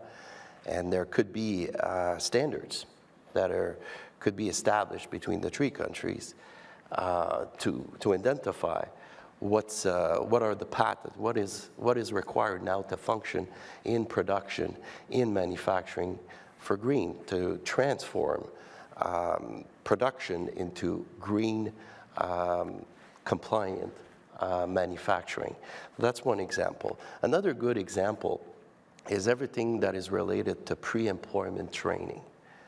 We do a lot of work right now. You talked about unemployed. There is a lot of unemployed. There's a lot of disabled person. There is indigenous community. Women in Canada in manufacturing, 26%. We could do a much better job, which we signed up for what we call a 50-30 challenge, where 50% equality and 30% diversity.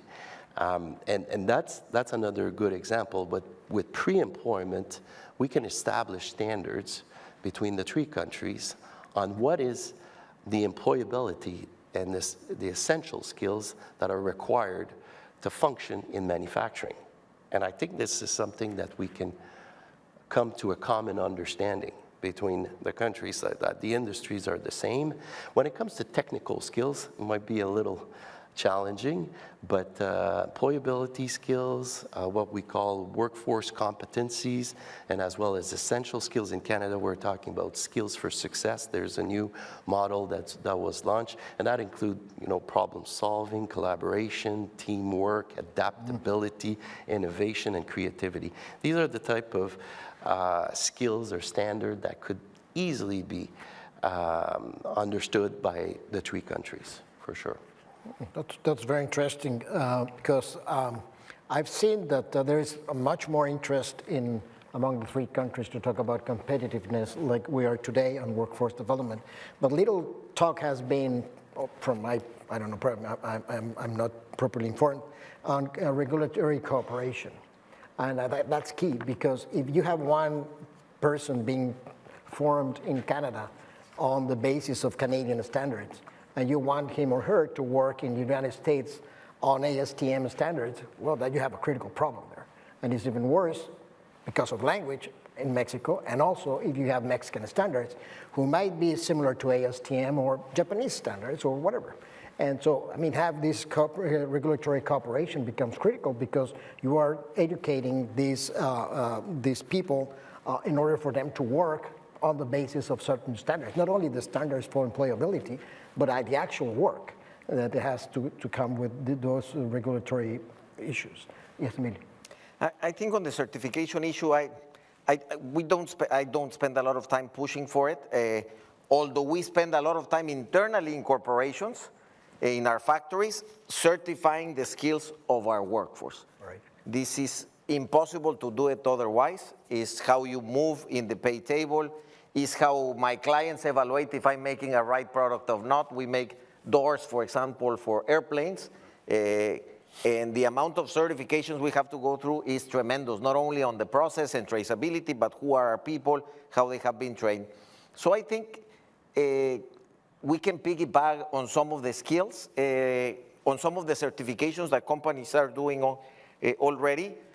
I'm going to move from the trade side, an idea that we have been, bouncing around. There is my friend Jerry Schwebel from IBC, and we talk about this, is we're working on what we call digital verifiable credentials.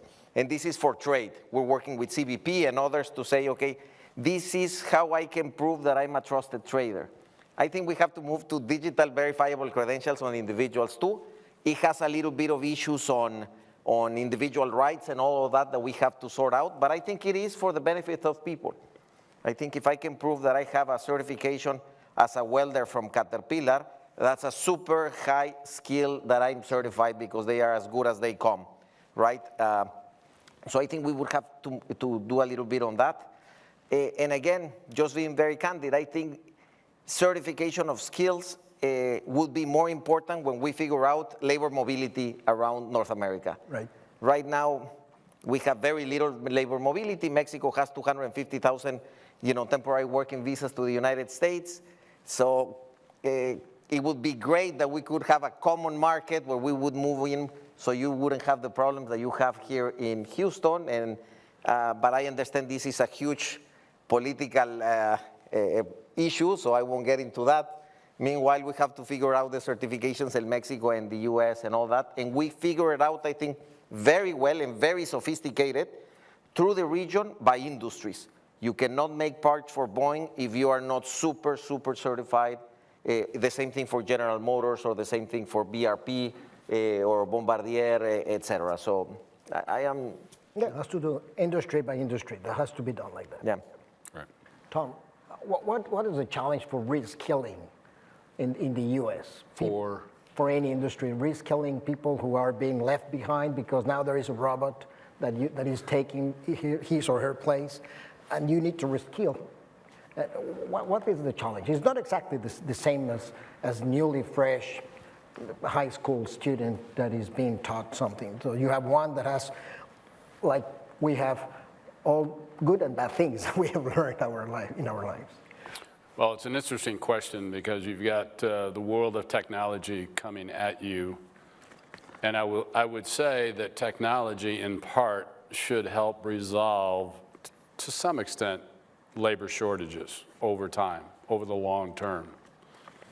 For example, and I hope there's no organized organizations in here when I say this, but for example, we've got what we call the Mobility Innovation Zone at Alliance, Texas. It's focused on the world of autonomy on the ground and in the air.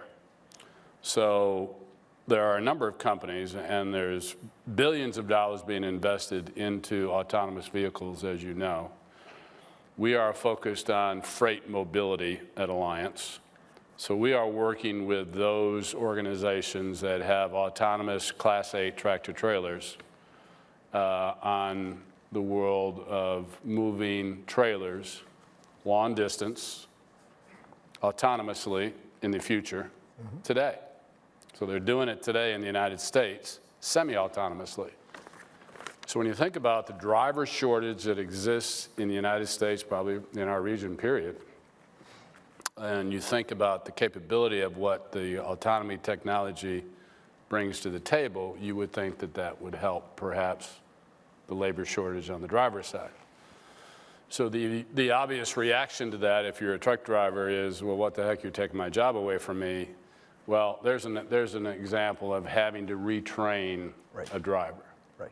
So here you are with a 45 to 50-year-old driver, and he doesn't have a job anymore.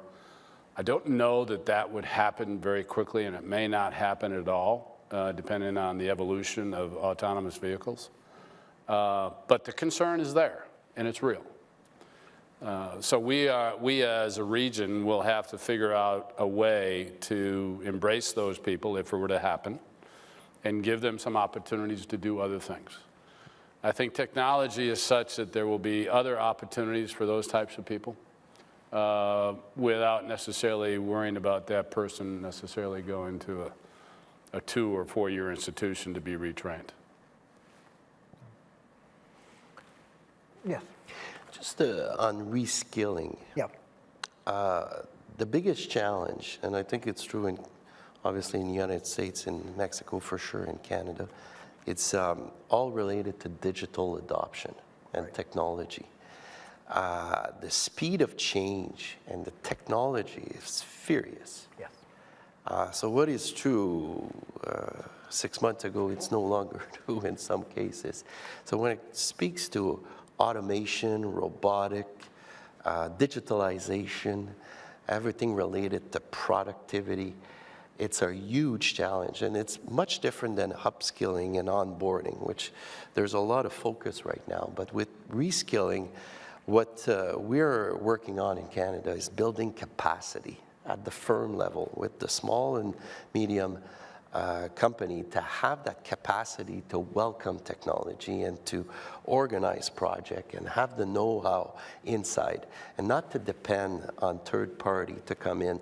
And that's where there could be a call for sure with post-secondary institution to work more in tandem with industry to tackle that issue of reskilling, because it's the job of the production workers and the supervisor and the leader, especially management as well, has changed drastically in the last 3-4 years. It's incredible how it's evolving. So that's, again, the call to more alignment with post-secondary institution and technology provider as well. Thank you. And on that, I would say that if you look at the World Economic Forum top 10 skills, none of them are technical. That is because I think a little bit of what you were saying in terms of technology. I think the soft skill reskilling of people, it's super important. And you have issues like complex problem solving and creativity and change management, etc. And I think that's part of the problem. It's very tough to be 55. I'm 51, so I'm getting there. But and then figure out that your job, from the technical point of view, has disappeared. Okay. And if you do not have the soft skills to say I'm ready and I'm open to learn something new again, then I think we're going to have this problem. Like I think we had the problem with technology and automation on industry already in North America, where we left behind people, and I think this is part of why we got into the USMCA, of the NAFTA debate into USMCA. It's a fact that we left, in my opinion, a small amount of people compared to the people that have been benefited by this. And this is another conversation, Jerry, you and I have talked about this, on how many people were benefited by this in the 3 countries, but certainly some people were left behind. If we do not do something on the soft skills training, then we are in for a ride, because as you're saying, the change is going to be accelerated, and this is for all of us in the room. I think we are a similar generation. We are not going to be doing our job the same way we are doing it today in the future. I have, for example, an initiative in the company, no disrespect for accountants, but I say bookkeeping is going to disappear. Mm-hmm. If you are a bookkeeper in our company, I'm destining you to be left without a job in the future. Yep. Now, we have this way we work in the culture of the companies. We're going to put the avenue on how you're going to have the ability to have new skills, but it's up to you to be willing to get the new skills, right? And then don't define yourself as an accountant. Move to HR, because we are, looking for hundreds and thousands of people. But you need to make sure, we need to make sure as a community, and I would hope that on this committee on USMCA, we would stress, as the World Economic Forum is saying, this is not me, Tony, you know this is the most important skills that we need to give people are these. And especially I'm concerned with the COVID generation students that we have today. I think this is something that we have not addressed, the mental health issue and the skill gap issue that we have from women and men going through university the last 2 years virtually, where schools were adapting, doing the best possible, but they haven't been great. At least I complain with my kids, first year in college on virtual. It's not the same as, I am a mechanical engineer, it's not the same thing. I don't see him doing, having the same growth process that we had when you were going to college. And I think something is going to stay virtual for sure, but we have to address that we're going to have a skill gap, a tremendous skill gap of this generation. And we have to address it, and we have to address it fast. I think you're touching a very interesting point. I was talking to colleagues from UT San Antonio about the experience they had with COVID. And they were telling me that the quality of studies has changed during COVID. In the diagnosis exam that they made, they didn't get the same grades like they had before. And if that is happening in a community that has, capabilities for connecting online, I don't want to think what's happening in Mexico, for example, in many of our cities that don't have the connectivity and the quality of professors. So the gap is even larger. So certainly that's something that we need to touch. And then mental health, of course, is quite significant. And you were talking about new jobs, and this is one of the things that would be interesting to work together in order to identify which are going to be those new jobs. Why not a psychologist on robots, for example? Those kind of things that are, for us, would be sort of silly, but that will be the actual future. So we have 7 minutes left, and I wanted to ask you a couple of questions. The first one is, if you were a public officer in Canada and Mexico and the US, what would you recommend, or what would you do, or the other way around, what would you recommend to a public servant do in order to improve the workforce development, to improve competitiveness of our region? What is needed in order to advance faster and, I would say, in more focused? JP. I could start. We truly believe at EMC, and this is part of our philosophy, the starting point, it's good labor market intelligence, like at the local level. Because what we're finding out, and it's what is happening in Montreal, it's not necessarily happening in Toronto or Halifax or Vancouver, and it's probably the true in Mexico and Monterrey and so on and so forth. So knowing and having the pulse of the industry on an ongoing basis is critical. Knowing where are the unfilled jobs, who's hiring, what are the skills that are required today, and the ability also to forecast. And so there's one thing to have the picture of what's happening today, but getting ahead of yourself and what are the projections? So we ask questions like, okay, so what's your plan to hire? And we do this on an ongoing basis. And we bring this, obviously, to solution providers. And that's really where the solution comes about. And like, do we need welders? Like, skills trade is a huge conversation in Canada right now. And again, this is not a popular topic or a popular career, and we need to do more to engage youth and educational institution on producing these, but aligning not just on the old-fashioned solution where we would turn to the post-secondary institution and we would say, produce a program, and 3 years later, there would be a program. Now, what we need to do is we've got to have demand-driven solutions. So employers coming up front saying, okay, in the area of the GTA, we need 150 welders. And from there, addressed with training solution on real time. That's how dynamic. That's easy to say, but that's the conversation that needs to happen on the regional level to get unemployed people, to get people from other sector that are not working in manufacturing, because we want them in our sector, to get women, to get people with disability, Indigenous people, foreign trained workers, or New Canadian involved in that conversation. I think that's the premise of the solution. Thank you very much. Emilio, perhaps you want to talk about the English proficiency? How critical is that? I think it's important more for other sectors than where I'm in. I think technology, which is, I mean, if we would have somebody here from a technology company, may have a different opinion than I have, and I think it's very important to listen to them, because I think this is the other big industry, right, that is happening in the region. So data scientist is a huge problem. So you're going to have some ability. I believe that some of the language barrier is going to be overcome by technology. I mean, this is how I managed my trip to China. So if you can do it from from Spanish to Chinese, why wouldn't you do it from Spanish to English? I mean, it's, so I think a little bit of artificial intelligence is going to help some of this. Is not my biggest concern. I think from the Mexican point of view, I would speak is, I think the policy has to be, schools have to be much more flexible on their programs. I think this is one of the problems we have, is from the moment you start the conversation on the new career, and maybe I have 150 welders right now, but next year it might be 50 tool and die makers, and next year, maintenance technicians.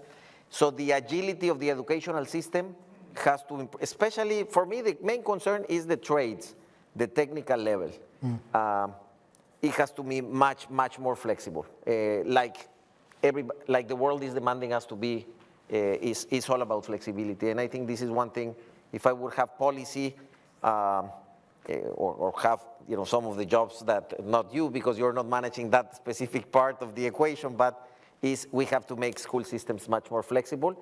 And at the end of the day, companies are the ones that generate jobs. I think companies are the ones looking into the future. So I agree 100% with you in terms of we have to improve the communication between the private sector and the schooling system overall. And I think the government, the state, and I think it's very local, as you're saying, has to be more the project manager to make sure that happens, but not get too much involved, because it's not in their DNA to get involved in this type of things. Usually it creates more bureaucracy, so it goes against the speed. Which is a challenge in Mexico for the educational system. For the educational system. Very heavily. Yes, I think it is. In Mexico, we have two, is the education, the system, and then we have the areas that depend on the Department of Labor, which is training programs. I think that is a phenomenal area to reskill, by the way, and much more flexible. Thank you. Tom?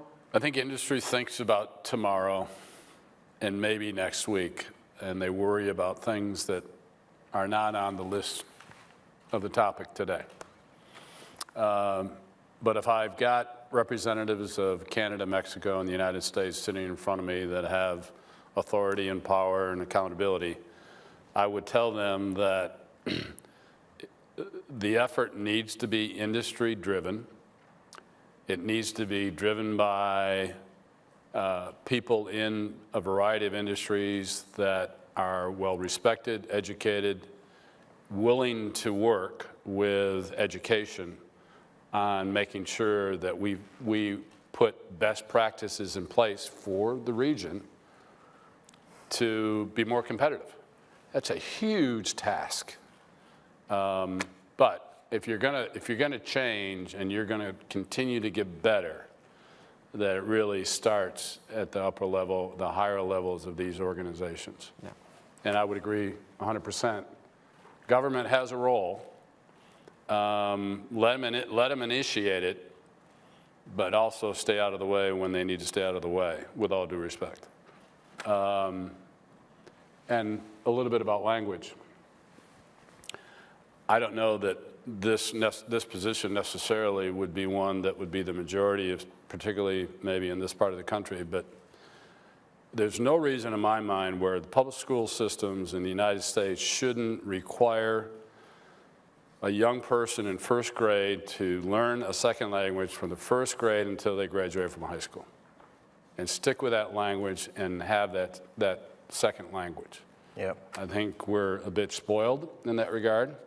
You could talk to people in Europe today that live in France, Belgium, Italy, whatever, sure, and they know 4 or 5 languages. And I think it puts you at a competitive advantage if you have that extra skill set. That's true. Pick a language, doesn't make a difference what it is. So.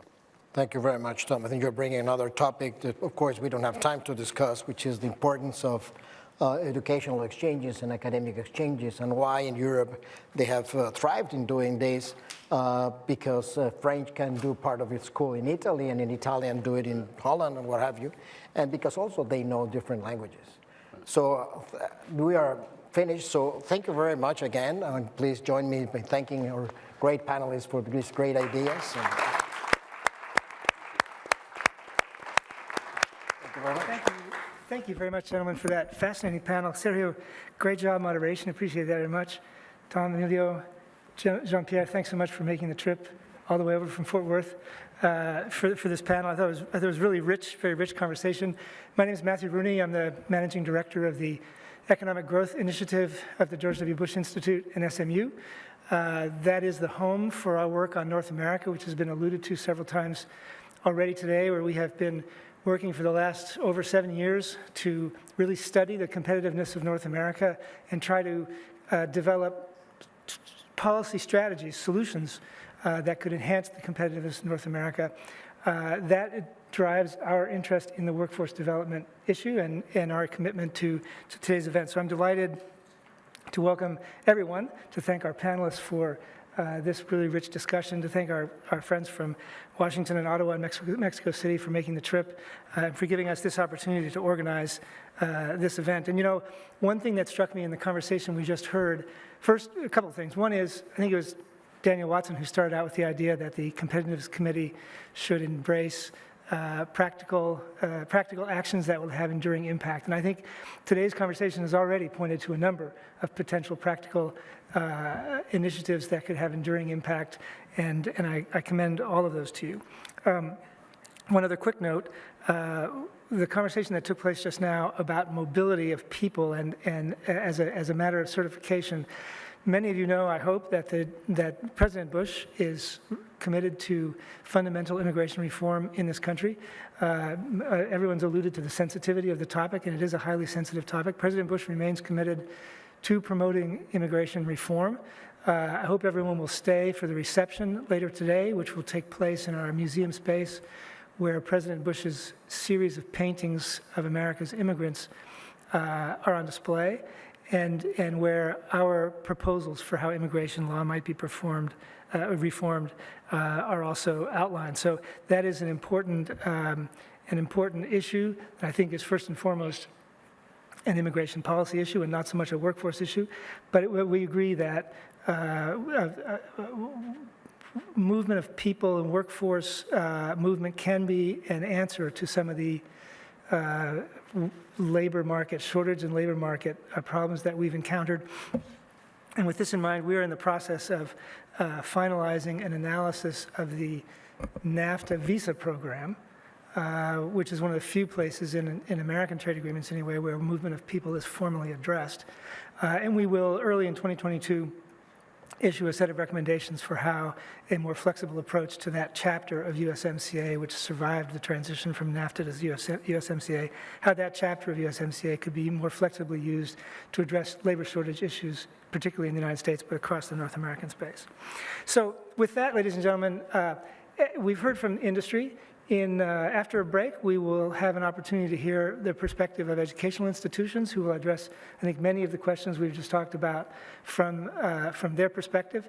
And then toward the end of the day, we will hear from a number of young people who have come out of these programs and who will talk about their feelings about being in manufacturing and having gone through these more practical programs. So I hope that will create a robust picture for us all. Now, I mentioned a break, and I do promise you a break. So we're going to offer anybody a quick break right now, not so quick, and ask you to come back to this room at 3:50, so that's exactly 20 minutes, for the continuation of our program.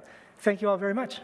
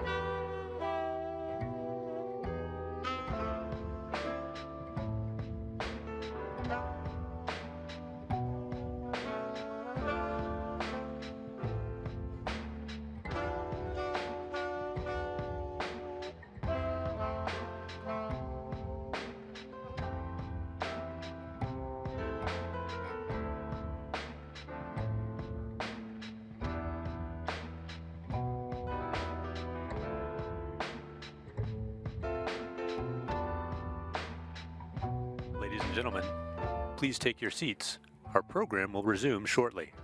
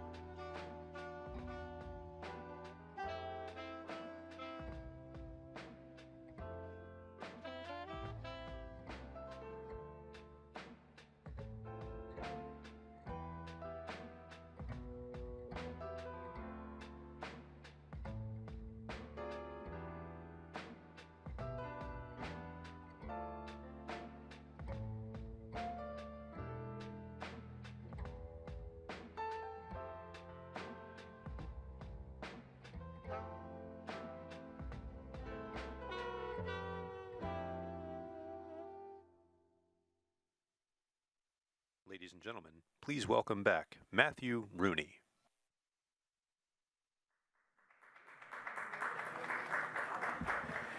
Thank you very much.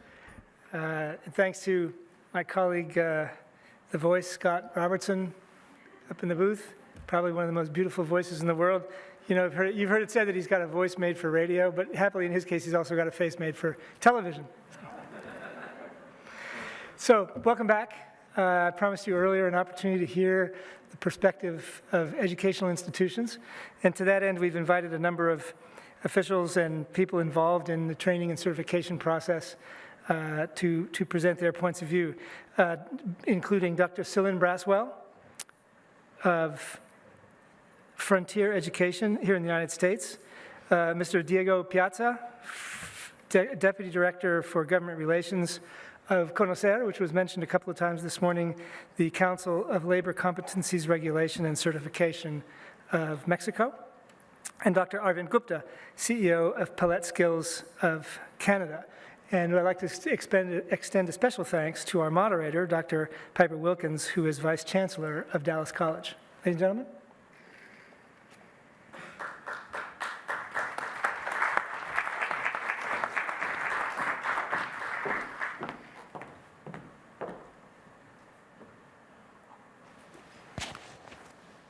Good afternoon.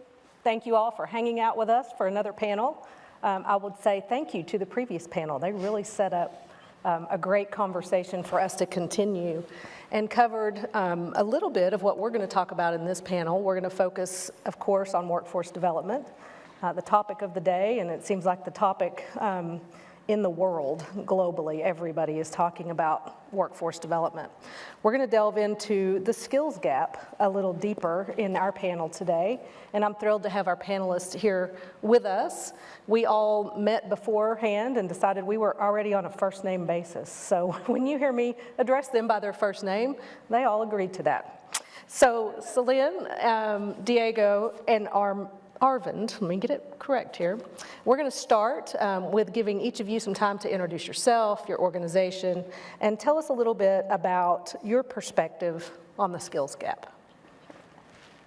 Hi, Celine Braswell. I currently am with Frontline Education, and I work as an analytics advisor with school districts. And so we actually take all the software opportunities that are available for a school district, whether it's finance or student information systems, and we put together analytics as well as the software for them to be able to do the work of the K-12 organization. Prior to the 5-month transition for me to be with Frontline, I'm the former executive director of college career readiness and innovation for Northwest ISD, which is one of the fastest growing districts in North Texas and really across the state of Texas. And we served about 27,000 students prior to my departure. And I had the great opportunity to actually help build 27 of those programs of study that Tom talked a bit about before. And so when I think about the skills gap, I think about youth education, and I think about that K-12 moment of what needs to happen for young people across this country. And I've been very fortunate to spend almost 20 years in education and now sitting On the side that I am now, I get to work with educators across the state of Texas and across the country to see best practices, to see what needs to be happening in our schools, because I think people really undervalue what happens in public education and what we are really training young people to do. And I'm very proud of the educational system that we have here in this country, and I'm proud product of public education, and I'm proud to support it. Thank you. Diego. Hello. Well, first of all, on behalf of Rodrigo Rojas, who is the General Director of CONOCER, who unfortunately couldn't be here, I want to thank everybody at the George W. Bush Institute for this invitation. It's an honor to be here in this magnificent stage. And the topics we're going to cover today are a priority for CONOCER. Mr. Rojas has told us so. So we believe these discussions can be an important building block for very interesting things in the future in North America. Having said that, well, my name is Diego Piazza. I've been working at CONOCER for 10 years. So I'm going to give an explanation of what CONOCER is and what we do. So CONOCER stands for National Council for Standardization and Certification of Labor Competencies.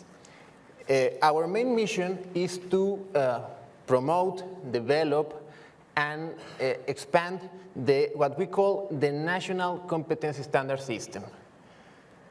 We are in a unique position to do that because our government body has members from several secretaries of state, like the Secretary of Education, the Secretary of Labor, of Agriculture. We have participation from commerce chambers and from labor unions and syndicates. So we have a very broad view of the labor market and what the needs are.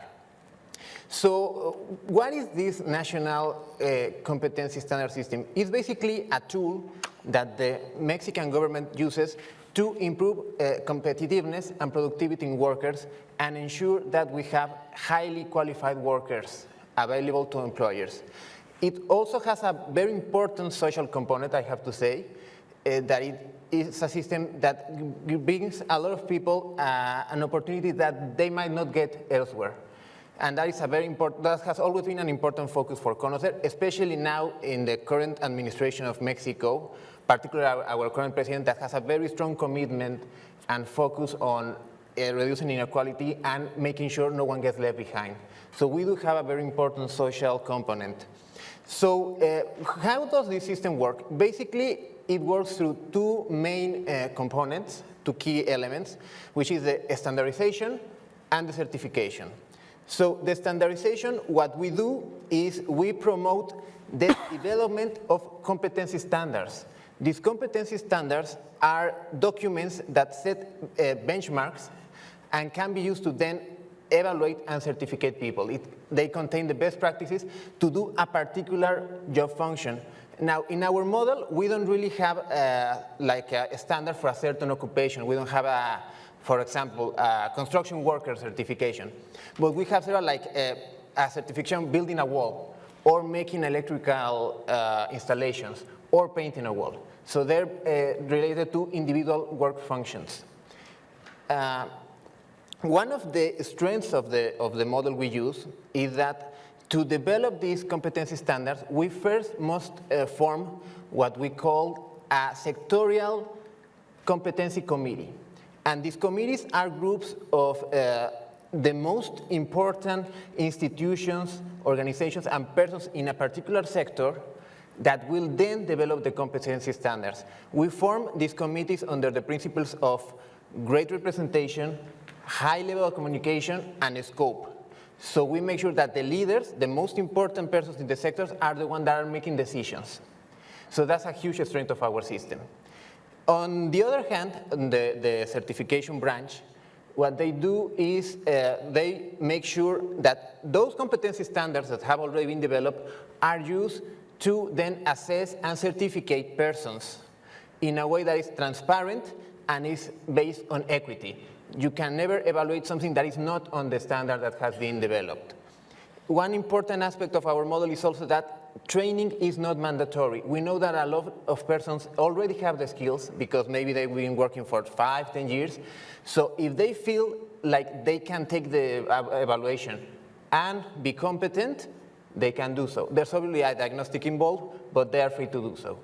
So that's a very important aspect. And another very important aspect of our certification model is that the evaluations are behavior-based. So they're not just a knowledge test or a questionnaire. They have to be, do their job function in front of an expert who is going to be assessing them and is going to eventually determine if he's competent or not competent. Well, we use the term not yet competent because we encourage people to eventually acquire the competency. So that's basically how it works. Just to give you a quick sample of how we're doing, right now we have over 350 committees that have developed over 1,500 competency standards. We have a network of assessment centers that is over 500 members, and that's just on first level. Those institutions can then also get individual evaluators or other centers, so it's probably in the thousands. And so far, we have issued 2.75 million certificates. Wow, great. Well, let me also say, Diego was just given the assignment of presenting here with us yesterday. So thank you for stepping in so quickly. Armin, let's go to you. First of all, that was very impressive, Diego. Congratulations. I want to thank NASCO and the George Bush Institute for having me here. And my name is Arvind Gupta. I'm a professor at the University of Toronto and also the CEO of a very new initiative in Canada called Palette Skills. Palette Skills was founded 2 years ago.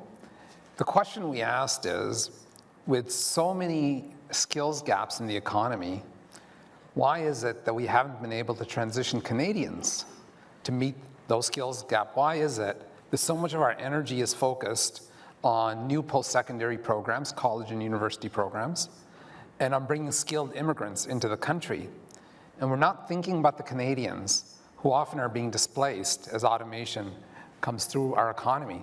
Why can't they take those jobs on? So just before the pandemic, we tried a very novel experiment. We identified that in the ICT space, in the digital space, Canada has about 35,000 fewer tech sales individuals than the US. Then if we normalize Canada to the US, to normalize to Singapore, normalize to France, Canada is really the outlier. And I can give you lots of reasons why we have this big shortage. But when we interview tech companies in Canada, they kept telling us we cannot find good quality salespeople. So this is the experiment we ran. We took 3 groups of 20 people who had never worked for a tech company. These are people who were flipping pizzas and selling used cars and working in department stores. And we had them apply each time to 10 companies that said they were desperate for tech sales talent. And each time they got 0 interviews. And then we took them through a rapid reskilling program. The program was 1 week full-time and 4 weeks part-time. At the end of that, 96% of them got job offers from those same 10 companies to do tech sales. They had a 19% increase in their wages when they first entered, and a year later, they had doubled their salaries. And we had these companies telling us that these were all unicorns. They could not imagine such good salespeople existed in the workforce. They kept saying, where do you find these people? And these are people who had applied to them for jobs, and they didn't get an interview.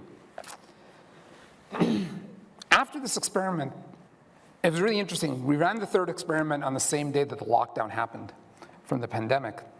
And we got asked by the government, could this work during the pandemic? So we ran the same thing twice more in the highest unemployment regions of Ontario.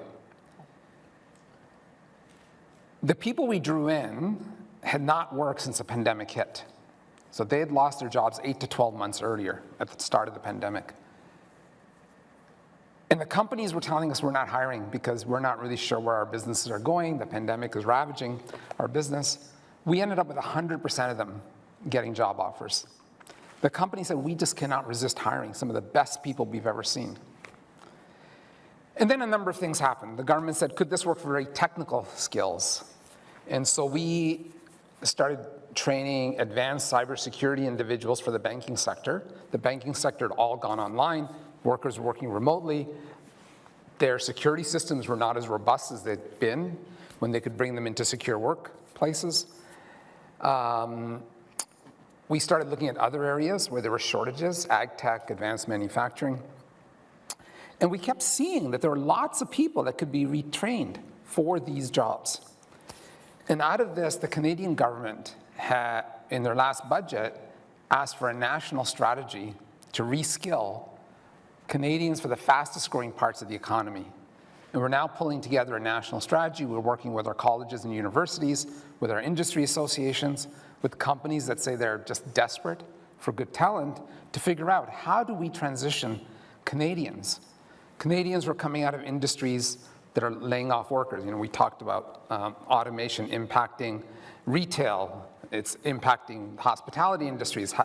It's impacting the transportation industry. How do we retrain those Canadians? How do we retrain women who might have come out of the workforce 5 years earlier to bring up a family? How do we retrain newcomers? Canada has 400,000 immigrants a year, which, if you think about Canada being 1/10 the size of the US, that'd be 4 million immigrants in the US. How do we retrain those individuals? How do we retrain people coming out of with degrees maybe that don't quite align with labor markets? How do we retrain these hundreds of thousands of people into the jobs that are going begging today?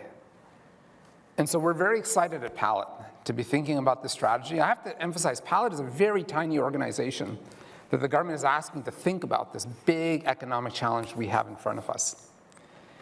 And so anyway, I look forward to having this discussion with the rest of you about what we're doing in Canada. Great, that's exciting, thank you. Celine, I'm going to go to you next, and you've recently transitioned from public education in the K-12 system into the private sector, ed tech, basically. So talk to us a little bit about the gaps that you see that exist in the preparation of the talent pipeline along the way from both sides, and how you worked in K-12 to address those and how you're working now. Well, one of the first things for me when I stepped into the role at Northwest, once again, I'd been through career and technical education and been teaching in CTE, and what I realized was, well, there's a misconception about what we do to train young people and what career and technical education does in this country. Because everybody thinks that it's about the end game and the job instead of what it's really about, which is the professional skills and helping young people know how to show up on day 5 when it's hard, and understanding how to shake a man's hand and look him in the eye and be honest and just in his dealings, because that's what we're building as good people. And oftentimes, that was the misconception. So we had a marketing problem and a misconception when I walked in. We had about 2,200 students in our program. 5 years later, we had 15,000. We went aggressive and we went hard to reshape what people believed about the programs that we offered. Because there was a misconception that if a student got a welding certification, that they were destined to become a welder. Instead, that they had an opportunity for an entry-level career, and they also knew how to do a skill, and they also carried a credential that showed they could finish something. I was fortunate enough, I actually taught a floral design certification program. I wasn't training florists, but many people thought I was. I wasn't training the people who could put something like this together. I was training the people that could be dependable and make sure that this thing was in place when it was supposed to be when the event happened, or to make sure that they understood what it was to own a small business and contribute to their community, and what they were going to do to honor and value the work and the world of work. You know, I look across this room, and one of the questions I like to ask is, when you think about the children that you work with, live at home with, what is their perception of the world of work? Because that was one of the greatest challenges I had to overcome, was a parent's perception of the world of work and the education required to get them to the world of work. Oftentimes, people are offended by the idea that my child should do an entry-level career. I was wage earning at 12. I was 16 when I did not work for my parents anymore and was wage earning somewhere else. And so I asked the question, how many times do we undervalue the young people that sit amongst us? They're extraordinarily talented. They're resilient. They're having to overcome a lot now with COVID. Absolutely, we're going to have to address a lot of those things. But one of the things that I see is adapting to change and pushing and moving forward we should be reinvesting in how we not only educate their parents about the world of work and what those experiences are. I think Mr. Giroux spoke earlier about our parents and their role that they play. You know, even if a child has the most difficult home life, that parent has the greatest level of influence in their home. So how do we make sure that we tap into that? How do we encourage it, and how do we pursue it? And how do we make sure that the professional skills that they need, some people like to call them soft skills, we like to call them professional skills, how do we make sure that they understand how to collaborate? Because that was what we were training, was the professional skills. And yes, while we did have a lot of students who got their welding certification, and they had an entry-level career and an opportunity there, we were also training for them to be able to adapt and move up into a technical career, a professional career, and none of those were based on whether or not they had another certification, but rather what level of education they had. And that was all about their choice and what they wanted to do. We just tried to open the doors. And I would say one of the most difficult things too, we talk about the class system and not enough. I've heard a lot of people speaking about women in the sector, but what about women of poverty? Do we understand what our young people of poverty are actually experiencing? You know, when we look at what a family supporting livable wage is, do you know what that is in your community? And do they have access? The last thing for us, one of the most difficult things, was actually getting our partners, our industry partners, and I'm so grateful to have had the opportunity to work with our friends at Hillwood. I live in Alliance, and I'm proud to be there and to see the 65,000 jobs that are there. But we were having to really knock on a lot of doors to open them so that our young people would have access to work experiences. If they don't have access to work experiences and a network of people that can help them move forward, then they can't win. And I can't build a competitive advantage for young people if they don't have access. I had a lot of young people that I worked with that had the chance to sit around a kitchen table and talk about networking at Goldman Sachs, and then I had a lot of kids who didn't have a kitchen table. They all deserve access, and they all deserve opportunities. It is not an achievement gap in this country, it is an opportunity gap. Agree, and I think you hit on a really important topic, and that's that experiential learning that we really all need to provide to our young people. That's a tremendous gap that we've seen in our country. You think about apprenticeship and internships, especially apprenticeship. You know, it's a very important piece, but just in recent years has begun to see a resurgence in the United States. So I think that's a gap that we're working to fill. We're certainly not there yet. Diego, from your angle, what gaps do you see that exist in the preparation of the talent pipeline?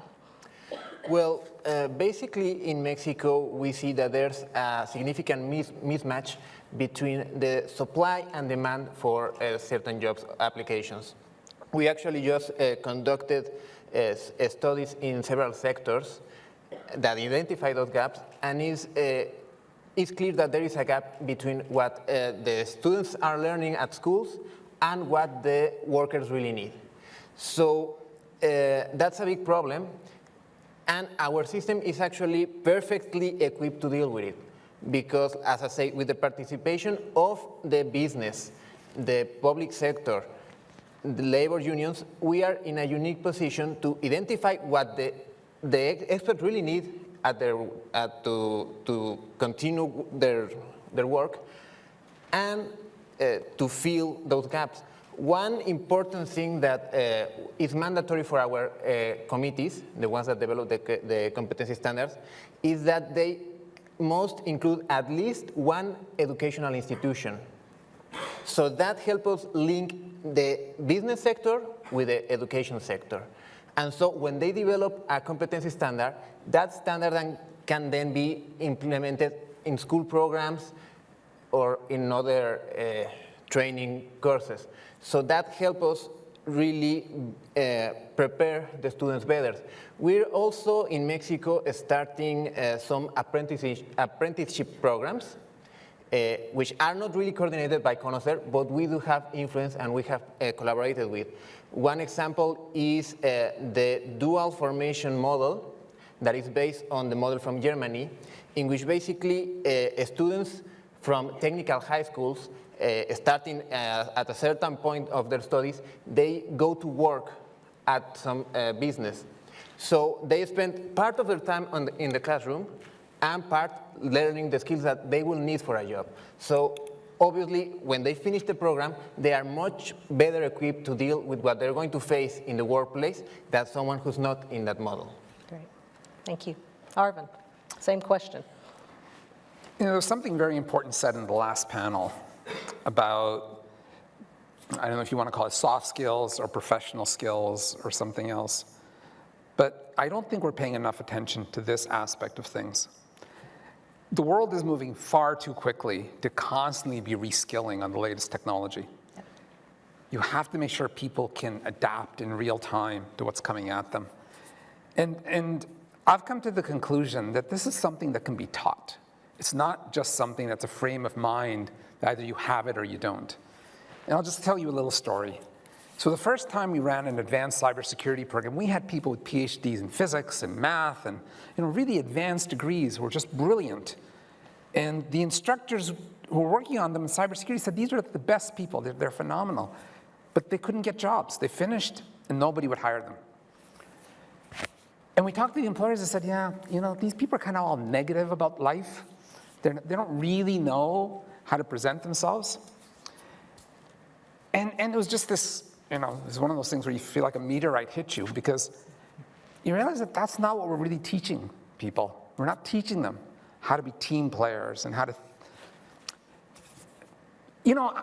I essentially teach math. We don't teach our students how to say yes. We teach them how to say no. So if you give them a problem that can't quite be solved, they'll say, yeah, here's all the reasons I can't solve your problem. They don't say, let me find an approach to solve the problem you need to solve. So we actually brought these young people back for a week, and we gave them training in professional skills. We trained them how to say yes. And it was really hard. We would give them a challenge, and we said, we want you to start with a yes, not a no. We want you to start with, what an interesting problem. Let me see how to solve that. And it was really hard for them to say those words. But anyway, we went through this week, and we taught them how to be positive, how to have a growth mindset, how to think, how to show that they can think creatively. And now they all have a job. We went from essentially only two of them being able to get a job before that week, to all of them getting a job afterwards. That's a huge gap. It's a huge gap in our educational system. When we think of core competencies, we think, do you know JavaScript? We don't think, do you know how to think positively? Do you know how to convey that you will go out and learn what you need to learn to solve the problem your employer has? And I claim that's a bigger skills gap than any technical skill you can talk about. And I think it's something that we just aren't spending enough time on throughout this ecosystem, because there's no way I can teach my students Ruby on Rails today, but I guarantee a year from now, that's not what industry is using. What I need to teach them is how to pivot themselves quickly to wherever technology is going, where industry is going, where society is going. Yeah, I totally agree. That sense of curiosity that you see in a young child seems to be lost by the time our students get to high school and college. Have you ever heard this thing where they give a paper clip to adults and they say, think of all the things you can do with it, and they come up with an average of 7? And they give it to a 5-year-old, they come up with like 300? Yeah, exactly. What happens? Exactly. It's a sense of, I don't know, but I think it's a sense of fear and somewhat negativity, and they limit themselves. And you're they self-censor. Right. Yes, they do, self-censor. And the positivity piece, that's really hard right now as we've come through this pandemic and remain in the pandemic. The mental health side of everything that we're doing to educate students and train individuals. It's a hard thing to teach positivity and remain positive. Well, so we're going to there's some adults that go along with that system as definitely, most definitely, because everybody is living through that interaction, but we make the assumption that the people teaching our students should walk to that world of positivity, but yet they are the product of, and they're under a lot of deep stress and not really sure how to solve some of those other problems that need to happen. And I think that's a gap for all of us in education and workforce development is, we weren't trained to deal with those types of issues. mental health issues. I think that's a whole different panel, but definitely a challenge for us. So, the positivity matters. We're going to talk about, I'll go a little negative side here just for a minute.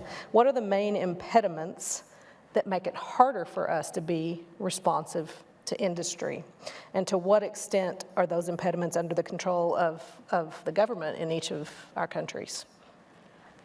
For us, when we set out to, and I say, I'm going to speak in both sides here from Northwest and also in my current role with Frontline, when we set out to really redefine what programs we needed to offer, we talk about being, aligned across borders. I couldn't get aligned across I-35. So we had a bit of a struggle to say that if I was going and meeting with this one company and I was meeting with this other company, I didn't have labor market index alignment the way I wanted. So all of my programs were aligned with job opportunities, but the skills and competencies, you speak to those, getting 3 other manufacturing groups to sit in the same room with me and say, yes, we agree, this is what we want our young people to be able to do, or these are our top competencies. It was so absolutely difficult. In offering 27 programs, I also had 30 different credentialing opportunities for our students. So within those credentialing opportunities, one person might say, well, this credential is very valuable to me. Another may not. We heard that from our previous panel. Sometimes it mattered, sometimes it didn't. And that's one reason why we as an organization had to pivot and focus on the professional skills, because I could not actually provide all of the things that the business and industry and the 65,000 job opportunities where we lived, I couldn't provide every person to that. So I had to do exactly what you were talking about. We actually sent out 160 teachers to 30 different companies in the Alliance, Texas, across all sectors. We looked at culinary, we looked at education and training, vet science, all of our different programming, manufacturing, aviation, you name it. And we sent our teachers out for an entire day to observe the professional skills, not the technical skills, what was needed. And then we spent 18 months building a professional skills performance review rubric that's built on metacognition, and it teaches young people how to look at these domains of professional skills and 25 different indicators, and how to not only score themselves, but how are they going to spend the next 1, 2, 3, 4 years in our programs getting better at those professional skills, and then can they articulate them? Can they speak to them, and can they show the competitive advantage they bring forward? Because we could not get enough alignment in the conversations around the technical skills, we had to focus on the professional skills. Now, at the same point, we also made sure that our students are all skilled, credentialed, and ready, and that they could speak from those things. I needed them work ready. The other industry issue that we had, once again, I spoke to, is having access to those job opportunities. So when we didn't have access for young people, especially, and I know we talk about city center a lot of times, everybody assumes that transportation exists. So my district that I formerly served covered 234 square miles, 14 different communities in 3 different counties. Transportation is an issue. And so rural America does not always have access to opportunities, and I'm a product of that as well. And so when we were thinking about how do we get our students to a work experience, when we didn't have the right transportation or we didn't have the right partnership, we just started making our own work experiences. And so we put student enterprises in schools. We have a bistro that does about $80,000 net profit every year. They're constantly busy. You walk in at any point in time and those young people are serving and they're going and they're doing and they cater. We have flower shops in every one of our high schools. We have metal art and design so that young people, and they run all of the enterprises, it's all completely run and all of the money goes back to the students. Graphic artists, computer programming, and we are employing those students. Our students run the help desk at Northwest. Tapping into that pipeline, and that is something that I'm definitely preaching and talking to as I'm working with school districts across Texas about, are they using all the resources that they have? You know, school districts are most of the time the #1 employer that you have in your community. And they're also looking for an HVAC professional and somebody to take care of the plumbing and somebody to run the electric, because they have buildings and maintenance and operation and finance. And so those are training grounds for young people, and we need to be partnering with them. And so when we didn't have what we needed, we improvised. Excellent point. Dallas College is embarking on that ourselves, you know, hiring our own students as interns and as apprentices in all the areas that you've spoken about. I think it's a great training ground? All my marketing was done by kids. Yeah. It was great. It's awesome. It's awesome. Diego, what do you see as some of the impediments to working with industry, and to what extent does the government impact that? Well, the first impediment that I could identify, especially being a public institution, is a very practical one, and is that, like every public institution, we have a limited budget. We are a relatively small institution still. We work at the federal level, so it's one institution to serve the whole country.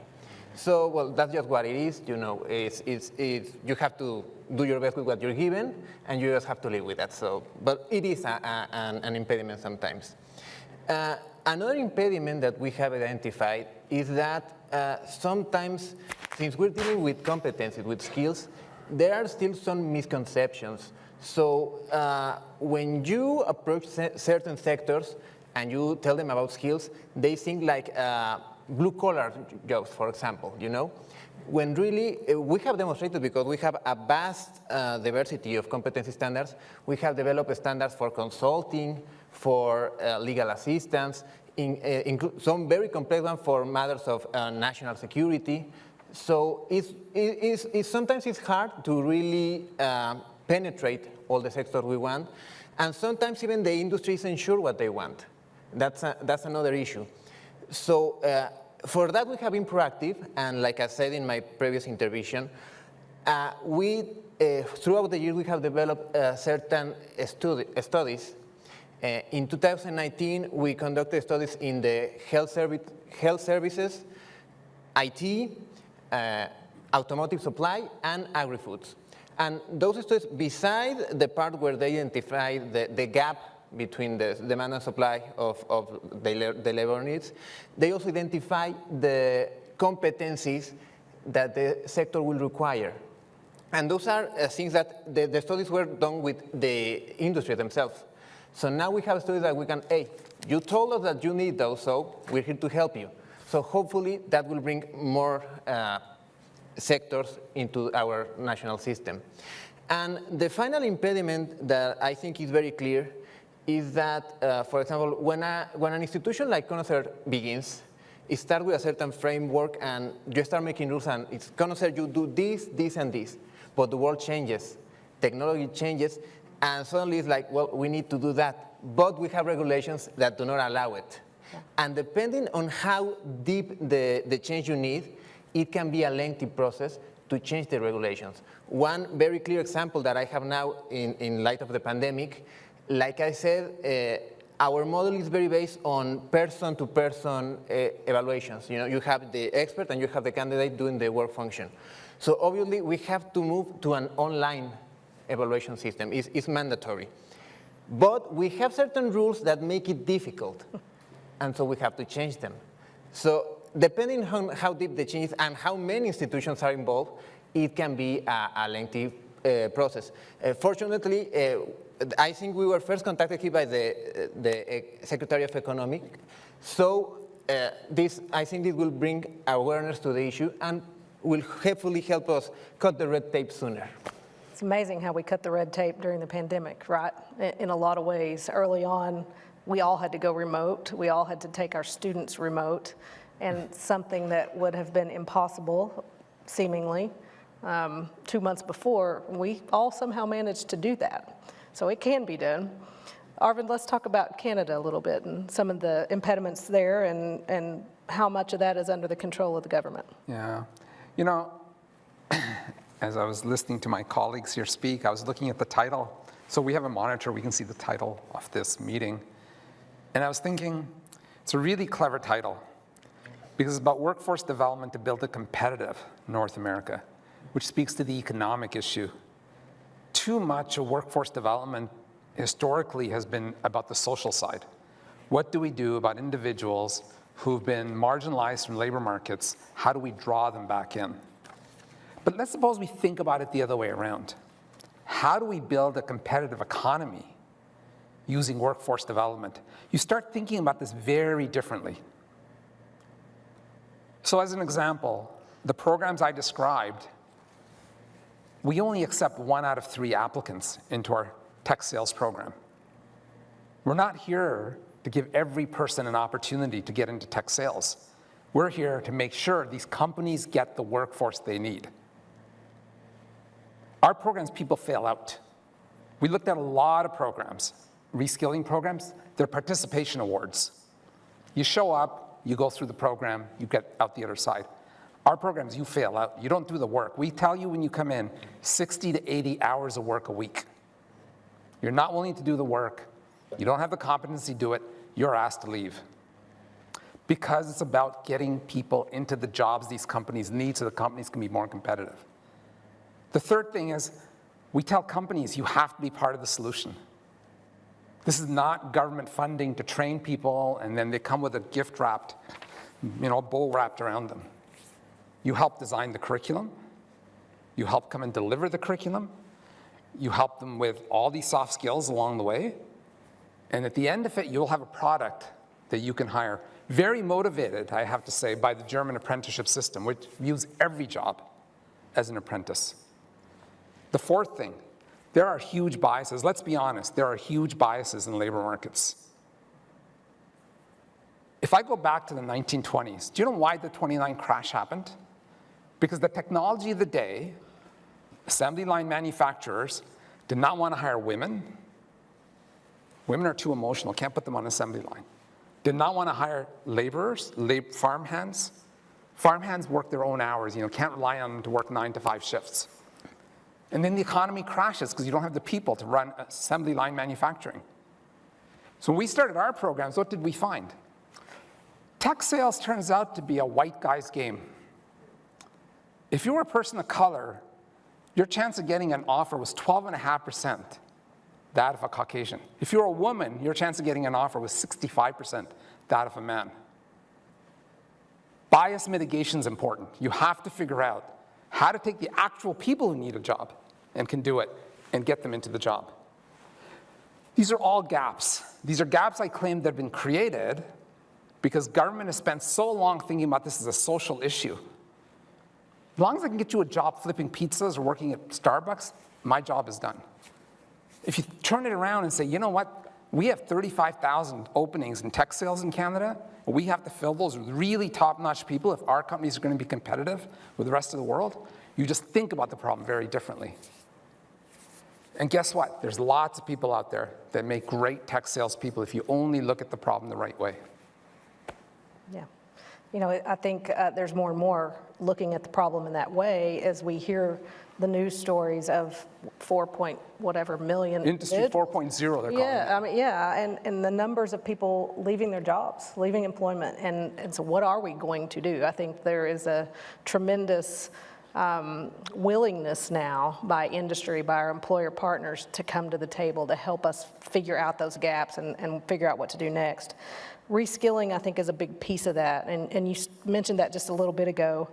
Talk a little bit more about reskilling and the implications of moving to that reskilling model where people cycle in and they go out and they may come back, and talk a little bit more about that. Yeah, so the current estimate is that an individual will have to reinvent themselves between 9 and 11 times. I say this as a professor who, has tenure and never has to reinvent myself. I think I have the most secure job in the world. But yeah, I think the labor force is going to be very rapidly changing.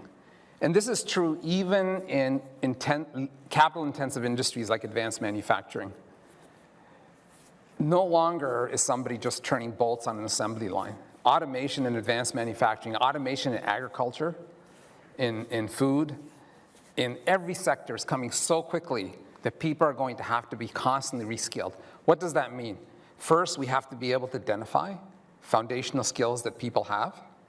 Because if you have to start with somebody without the basic foundational skills, right? If I was, we started with our sales program people who were doing customer-facing jobs. We didn't start with people who'd never talked to a customer before. So you have to be able to identify foundational skills. You have to be able to involve industry because they know best what's needed. One thing that's interesting for me, in 2 years, our tech sales program has shifted a lot because the tools that tech companies use has shifted. The way they're selling has shifted. The upsell, the customization of software has changed. Software itself has changed in 2 years. So you have to involve the companies that need to the people and get them to help do the reskilling. Otherwise, this is not going to work.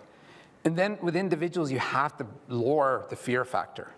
It is really scary. We had people working split shifts at 7-Eleven saying, you know, if I go into this, I could lose my $12 an hour job. How do you lower that fear factor? How do you make this an opportunity? Say, you know, this is a positive thing. Reskilling is not something you should be scared of. It's about reinventing yourself. And I think government has a huge role here to say, you know, we are there for people who are making an honest attempt to reinvent themselves. We're there to support them. We're there to catch them. If it doesn't work the first time, we can do it a second time. I remember we had this woman who had been out of the labor market for 8 years. And she said, you know, to go into your programs, I need to stay at a hotel. I've got 3 kids at home. There's no way I can do 60 to 80 hours a week. And I had to go to government and say, can we pay for a hotel room for her for a week? Because that's the only way she's going to be reskilled. And by the way, she did phenomenally. I'm sure she's earning much more than her husband now, and probably more than me. She was absolutely first rate. But you know, these are real issues. And if we're going to build a reskilling system, we're going to have to address people's real lives, the lives that they live, not some theoretical thing that we do at the university, where we just pretend the world is very sanitized and vanilla and easy to navigate. The world is sanitized for 18-year-olds, by the way, right? They have it easy. I mean, you know, right, that these young people, how much can things go wrong for them? But for a 35 or a 40-year-old that's got a mortgage, kids that want to go to school, bills to pay, it is a tough world. So I think that's the real challenge. How do you create a system of reskilling that doesn't make it fearful, but rather makes it an opportunity? Yeah, I think you're right. We're fortunate in Texas that we have some funding for reskilling and upskilling as a result of various stimulus packages, but that's temporary. You know, that's a response to a problem that's going to continue and it's going to grow. It's going to become a permanent part of the system, just like post-secondary. Yeah. It's going to have to be permanent. Yeah. Diego, let's talk about it from the regulation and certification angle. Reskilling, and as you think about that, it would certainly cause you to have different types of assessments and different types of certifications and different work for your committees. Talk about that with us a little. Yes, of course. Well, I have a figure here that by 2030, according to McKinsey Global, up to 7 million Mexican workers will need to be reskilled. So that's not as large as Canada or the US, but it's still a large number. So again, and I hope I don't sound too repetitive, but our system is perfectly equipped to deal with reskilling. In fact, our competency standards need to have a date where the committee is going to review the standard to see if it needs updating in case it becomes obsolete. And another big advantage is that, well, the time varies and it's up to the committees, but you can develop a competency standard relatively quickly. Say you could, if you put yourself to it, you could have one in like, say, 3 months, which is a short time. And two months later, you can have people being assessed and certified. It also has a relatively low barrier of entry, so to speak. It's not particularly costly. Obviously, it depends on the evaluation. It's not the same to evaluate someone working with a computer that if you have to go to an oil platform. That evaluation is going to be a lot more costly. But we don't really have a lot of requirements. Like I said at the beginning, we don't even force training. If someone believes that they have the competency already, they can proceed to evaluation. We basically just ask for an ID, that's all. So it's a very accessible program. The only barrier could be cost. Depending on the evaluation, it could be more costly. But really, the system is really sought for reskilling. Yeah, good. Celine, what about you? So a couple of things for, once again, in my previous role, I also oversaw our adult and community education. And so when we were working with, people within our community who wanted to be able to reskill, they wanted to be able to get a bit more experience or try new things, not everything was accessible in our area. It was very difficult sometimes to actually find operational programs like yourself that actually provide access, especially if transportation was an issue, or internet connectivity. You know, a lot of the programming that we're offering is offered through a digital interface, and we have still millions of Americans who do not have internet connectivity. And so that's where some of those opportunity and access points definitely happen for us. One of the things we also try to do for our young people in that K-12 side of things was to help them see that they needed to continue to upskill. We had an opportunity that we said T2M4, technical 2-year, military 4-year. We do not care what post-secondary opportunity that you choose, but you must choose something, and you must continue to grow your skills through an entry-level technical or professional career. And that it's extremely important that you focus on building those skills and help them as you continue to go through the system. One of the things that we would find is that a student might say, well, I've got this certification, so I can do this, and they didn't know how to connect the dots, that this certification could lead to this opportunity. And so there was definitely an education about the talent pipeline that we spent a lot of time with in our district. Where I currently sit now with Frontline Education, who does an amazing job in their human capital management, they really try to grow their workforce internally. They provide a lot of opportunities for growth and development. You're working in a software company, and things are changing constantly, whether it's in the tech sales or in the development side. And so providing opportunities internally within the organization to grow the development. But I'm also a product of that recruitment. I'm a subject matter expert that was brought in to work with K-12 education. That's one of the things that the company focuses on, is bringing people like myself who have that applied knowledge and then put me into a new set of skills with software development and analytics to be able to sit with other school districts to make good decisions. And I think sometimes we fail to see how cross sectors can really work together. Once again, it's those adaptable skills. How well are we finding people that can adapt within the situation? And I'm constantly reskilling myself, and have been for a very long time in the workforce. And I think the more we give young people experiences to be able to do that, the more they will adapt as we continue to grow. I'll leave you with one statistic. Prior to COVID, 1 in 3 Americans ages 18 to 24 were either not in school or not part of the workforce. Over 3 million Americans at 18 to 24. It is not just simply a matter of people being unemployed or underemployed. They are choosing not to enter the workforce. We have a perception and a problem, whether it's access and opportunity, whether it's skills or perceived skills, any of those pieces. The fact that people were not engaging prior to COVID in our workforce, ages 18 to 24, is a problem. And I think that we, as a North America, we need to be focused on this group of people and help them get into the workforce, stay in the workforce, and continue to grow in it.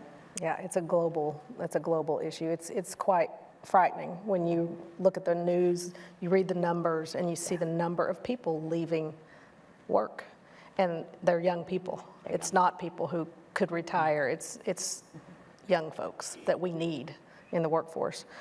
Let's talk a little bit specifically about legacy industries where employment is really changing, and advanced manufacturing is certainly one of those.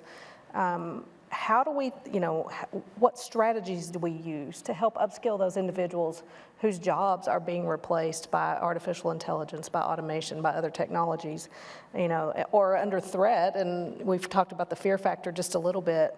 What strategies for upskilling those specific groups of people? Arvind?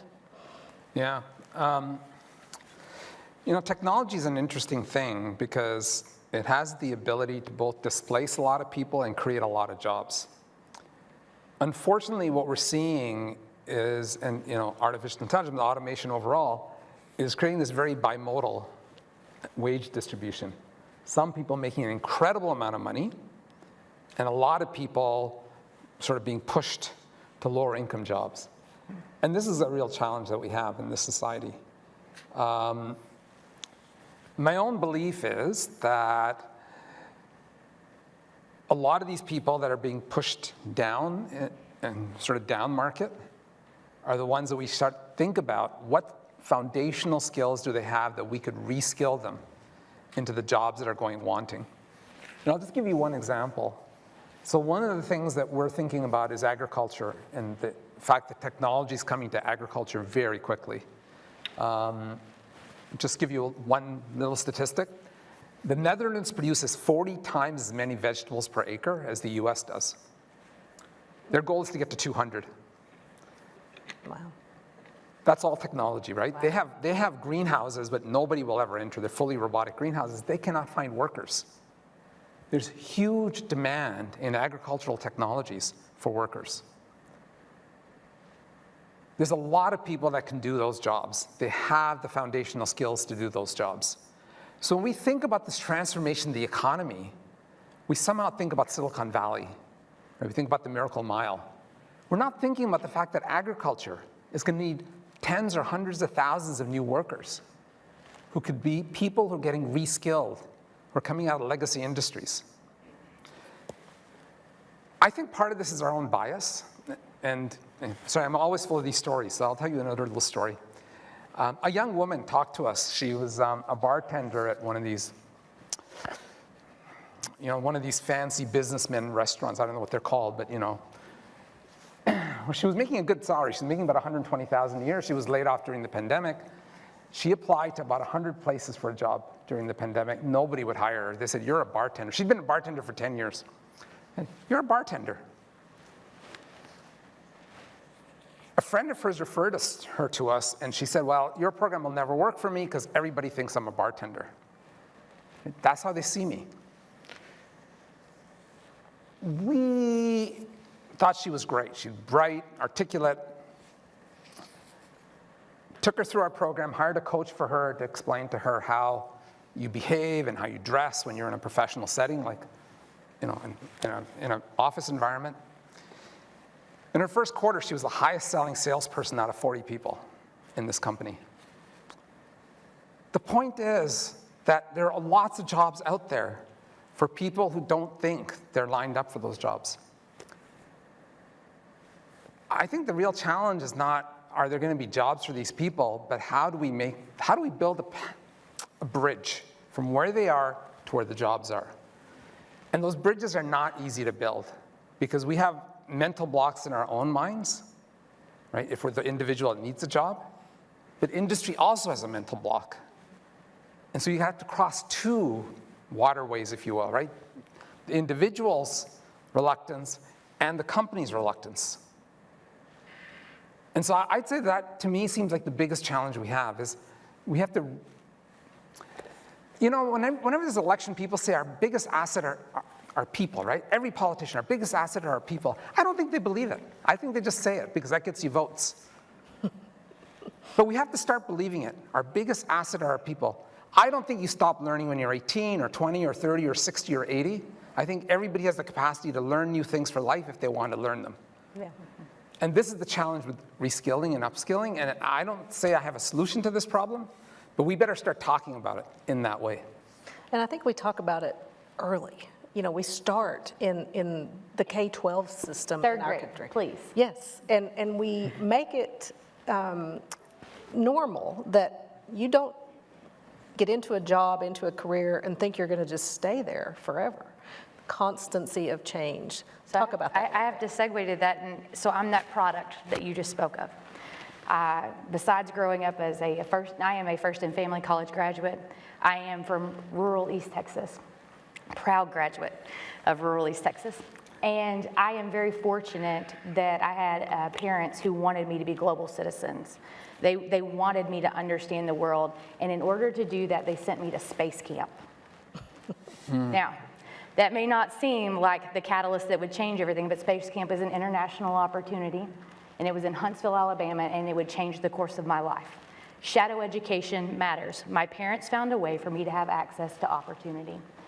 When I went to college, I only went to college to be an ag teacher because those were the only people I knew that were college educated, and I'd seen them and I'd been around them, and I was a product of the FFA and the 4-H. And animals paid for my college education. Stock showing did. And so when I got to college, I said, well, I'm going to be an ag teacher. And then I realized along the way, I had a an opportunity to take a computer class, and I was really good at it. And I found that I had a set of skills. So I wound up staying in ag because there is a disconnect. And what I discovered when I became an ag science teacher is that there was a lot of technology, and a lot of the folks that I worked with in ag and where I grew up did not understand the technology in their tractors. So I went back and got a master's in information systems. And I wound up, the only reason I got the ag teaching job that I got was because I was the only person who had a certification in computers and ag, and that was what fit the master schedule. And that's how I started my pathway in education. I was never supposed to sit on this stage or be a part of these things based on the product of my environment. But shadow education and people who allowed me to exercise the opportunity to overcome some of the biases, that they didn't just paint me as an ag teacher, that said, and what I tell people all the time is that as an ag teacher though, I could build my own house, I could pour my own concrete, I can fix my own plumbing, and I could actually take care of my own animals. And so, you know, if the apocalypse happened, hello COVID, we were set in my house. We knew how to do everything we needed to do. And so I had a lot of skills, but we do have a bias about those skills and about how people come to them and about what university you went to and whether or not you're college educated. My parents are self-made. They are business owners, and they built themselves. My dad's a product of a 7th generation farmer, and we don't realize the resilience and the people that come with that. I love this idea that we should teach, 8-year-olds to embrace change. I love that idea because I think that's just programming, right? Yeah, it is. You can be programmed to believe change is a good thing, not a scary thing. Yeah, it's a mindset. 100%. We're down to our last couple of minutes, so I'll open it up for closing comments. Celine, anything from you? The biggest thing, first of all, is thank you for having me today. I'm so honored with the Bush Institute and NASCO. I've loved our partnership, and I love continuing to work around workforce development, and I'm very honored for y'all to listen to us talk today in this conversation, because I do believe that it is truly a valuable conversation. I think together as North America, we can solve a lot of the problems that we have. We are an extraordinary region, and I do believe that we have extraordinary people, and we can be the most competitive. Our folks deserve to have a competitive advantage, and we just have to knuckle down and really do the work. And now it's time for us to stop talking and start doing. Love that positivity. Yes, ma'am. Diego. Well, just to tie up a bit with what Arvin was saying earlier and the other panel, it's evident that we require to start teaching soft and entrepreneurial skills. There's an alarming figure in the World Economic Forum Future of Jobs report that says that 40% of nursery-age children are going to require to be self-employed to have any form of income. So it's mandatory that we start with the soft skills. If you look at the skills that the employers are looking for, decision-making, knowledge, teamwork, leadership, they're saying the hard skills we can teach. These we need help to teach. So it's very important. And just to conclude, whenever something like the COVID-19 pandemic happens, recession, the disadvantaged groups are the ones that will suffer the most. So it's very important that we not only look at the productivity, of course it's our main focus, but we also have to make sure that no one is left behind and bring opportunities to women, to vulnerable groups, and all of that. Absolutely. Thank you. Arvin. I was talking to a student recently at University of Toronto who lives in India and runs a startup in Singapore. It's just a bizarre thing during COVID that young people imagine themselves living and working in 3 different countries. Why is it that when we're talking about this area of skilling and upskilling and reskilling, we're thinking about paradigms in 3 different countries? Why is it that somebody in Mexico couldn't take a skilling program in Tennessee to work for a Canadian company? Why is it that USMCA is not integrating the skilling and education system across these 3 jurisdictions? Just imagine the power we would have in North America.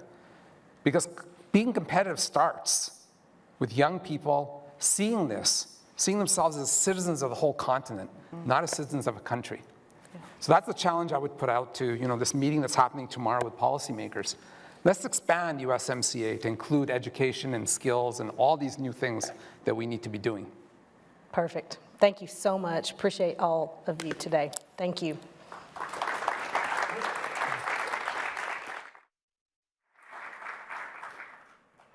Please welcome the Ann Kimball Johnson Director of the Education Reform Initiative at the George W. Bush Institute, Ann Wicks. Good afternoon, everybody. How are you doing? Do you need to stand up? I feel like you've been sitting for a while, some long sessions. Please take a minute to stand up if you want to. I always find at the end of a long day when I'm like, oh, is it rude if I stand up? People are watching. It's not rude. Thank you for being here. I know all of you have, many of you have traveled. It's great to see you. It's great to see faces in our building. It's great to have people with us for an event like this. And I've really enjoyed listening in on the conversations that I've heard so far today. And I know I'm really thrilled. You've got about a 30-minute conversation ahead of you, and then I think it is the reception upstairs. So you've made it through a meaty day. You're almost to the end. And I think we've saved maybe the best part for last, with all respect to our previous panelists. You were touching on, or they were touching on some student stories in that last session, and this last panel is really about students. So we're moving from the systems level, the policy level, to the students, the end users, when we're talking about workforce development. And I couldn't be more thrilled to have you meet 3 students who talked to us. We recorded this a couple of days ago to make sure we were being respectful of our students' school and work schedules. Of course, they have obligations that don't allow them to spend afternoons in rooms like this, right, as of yet in their career. But they're really terrific. It's one student from Canada, one from the US, one from Mexico. They're all in very different paths that they've taken. They'll introduce themselves to you. They'll tell you a little bit about the program that they selected, why, what they hope to be able to do next. And I asked them to give you some advice. I said, you're going to be speaking to a room full of decision makers. What would you tell them? What would you want them to know about your experience and as you think about the experience of other young people? There's 2 themes to pay attention to. 2 of the students in particular have done a little bit of that kind of stackable credential. They've done a piece, then they've added on to that and added on to that. That's done some important things for them, including being able to earn some money while they're in school, which is important for many kids, and they've done a nice job in that, and also helping to kind of build and expand their experience as they gained more confidence and more skills. I think it's really interesting. The second theme that you'll pick up on as you listen to them is that they all were sort of tapped. A mentor or a teacher tapped them to be part of the program. And while that's a nice story, we like to have those relationships. It's not a really scalable solution. We've been talking about the big demand for us in reskilling broadly and upskilling broadly. So one of the pieces of advice they share is how do we increase awareness about programs like this so that more people, they were referring to peers, friends, who probably could have benefited or been interested in something like this, but just didn't know about it. And so I think it's really interesting. So, and there is, you probably, many of you in this room will want to hire a young woman in Canada. I heard them talking about the need to get more women in trades. There's a very dynamic young woman from Canada. You can line up and try to hire her to do something. I was trying to figure out how to hire her to do something. She's great. So anyway, I really hope you enjoy the conversation. Thanks again for being here, and enjoy the rest of the conference.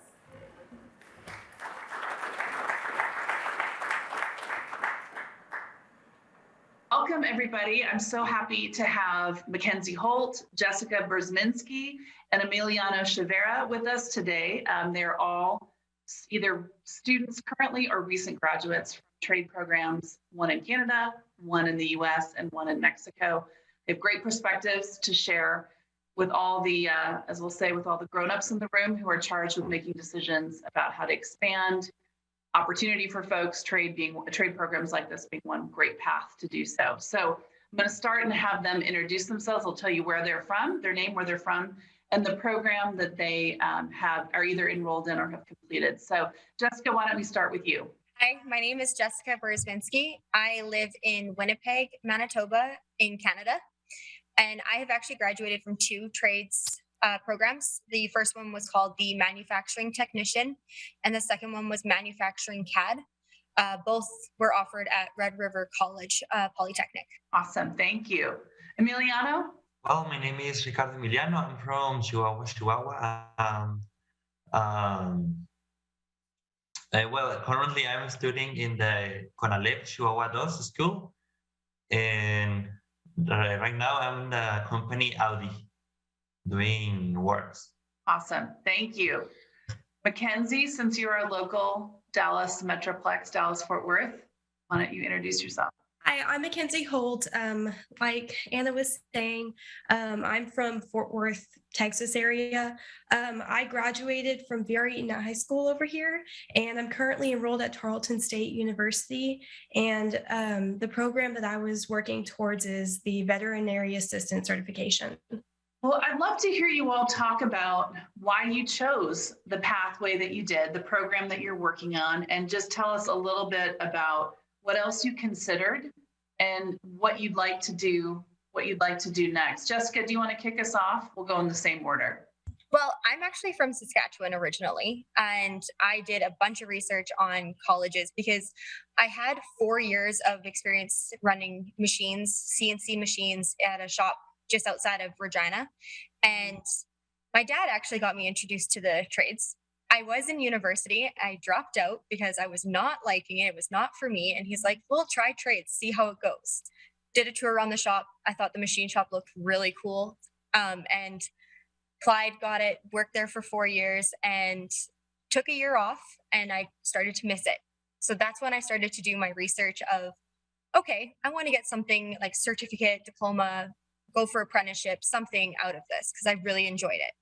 So I was looking in BC, I was looking in Saskatchewan, and I was looking in Manitoba. Saskatchewan wasn't exactly what I was looking for. BC, little out of my price range just for living costs over there because it's really expensive. Yeah. But Manitoba had hands-on learning, practical, it had theory, it had programming, it had everything that I wanted to do plus more in the one program. So that's why I ended up coming to Manitoba, and it's been a great experience here for the last 5 years, and I don't plan on leaving.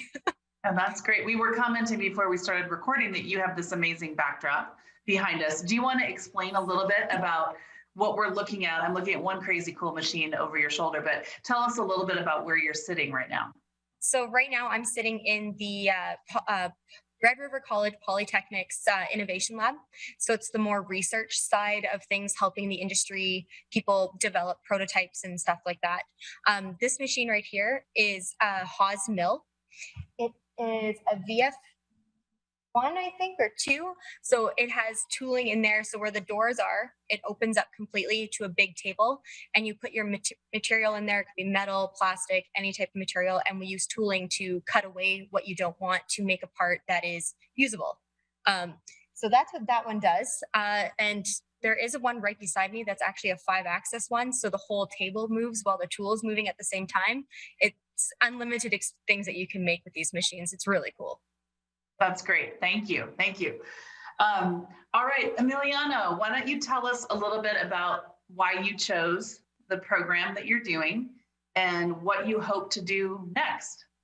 Well, honestly, since the pandemic started, I started to feel like I wasn't learning enough for my career. So I wanted to drop out, but the teachers told me that there was this program called Formación Dual, in which the companies were going to hire us and help us to learn more about our career. And it was a good decision after all. Oh, that's great. And you said you're working, the program you're working in is a part of the Audi company, the Audi automotive company? Yeah, well, there are some other companies that are hiring students. Sure. But Audi is the one that chose me. So I am in that company right now. Did you consider, so you were thinking, school is I'm not learning enough in school. Should I stop and go to work? And you ended up doing something like this program? Was that the choice you were making? Yeah, like I was searching to do something to learn because the career I'm in is a lot of practicing, and I was just learning the theoretical part.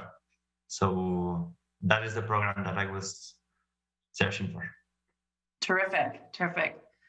All right, Mackenzie, tell us about the program you picked. I'm guessing you're on the path to being a vet or working in a veterinary office. And just love to hear, or a large animal medical facility. Tell us about the program that you chose. Yes, so when I was in high school as a senior, I chose obviously the veterinary assistant certification program. And I've always wanted to be a veterinarian, something in the vet field. It didn't matter what it was, but I figured that as a senior, I should probably venture out and see which part I wanted to work in. So whether it's small animal, large animal, anything. So the program at my high school, I was able to go in and intern as a vet assistant or just an intern in general to get more hands-on and to really see what goes on in the vet office. And even though I wanted to go towards a large animal, I ended up falling in love with small animal too. So it went both ways. And, it became a huge blessing because I got to work during school. So I got to learn things in the morning and stay there for about an hour and a half to 2 hours and really see what goes on in the vet office. And currently now I'm still working there. And I'm working there as a vet assistant because of that program. So it really shows you how much work goes on in there. And it really inspired me to do more, to make the office better, have a better environment, to just be better, do better in the vet office, because it's a lot of work. And, I wouldn't have expected that until I actually started working there. So, but this really inspired me to go into Tarleton State University and continue with my pre-vet degree. And I would be minoring in the small animals. So it goes both ways. Like it was a huge blessing that this program was offered to me, because I can still go back home and have the opportunity to continue my internship and still continue to do hands-on things while learning about, small animal and large animal in college. So it's definitely a huge blessing that, I was a part of this, and I will stay with vet for a long time. That's great. That's great. Well, Mackenzie, we'll stay with you. I'm wondering, I'm sure you had friends who've done a wide range of things where they've either ended up in college or a program or right into work or the military or other things. But what did your friends or your family or your teachers, what advice did they give you when you were trying to make this decision?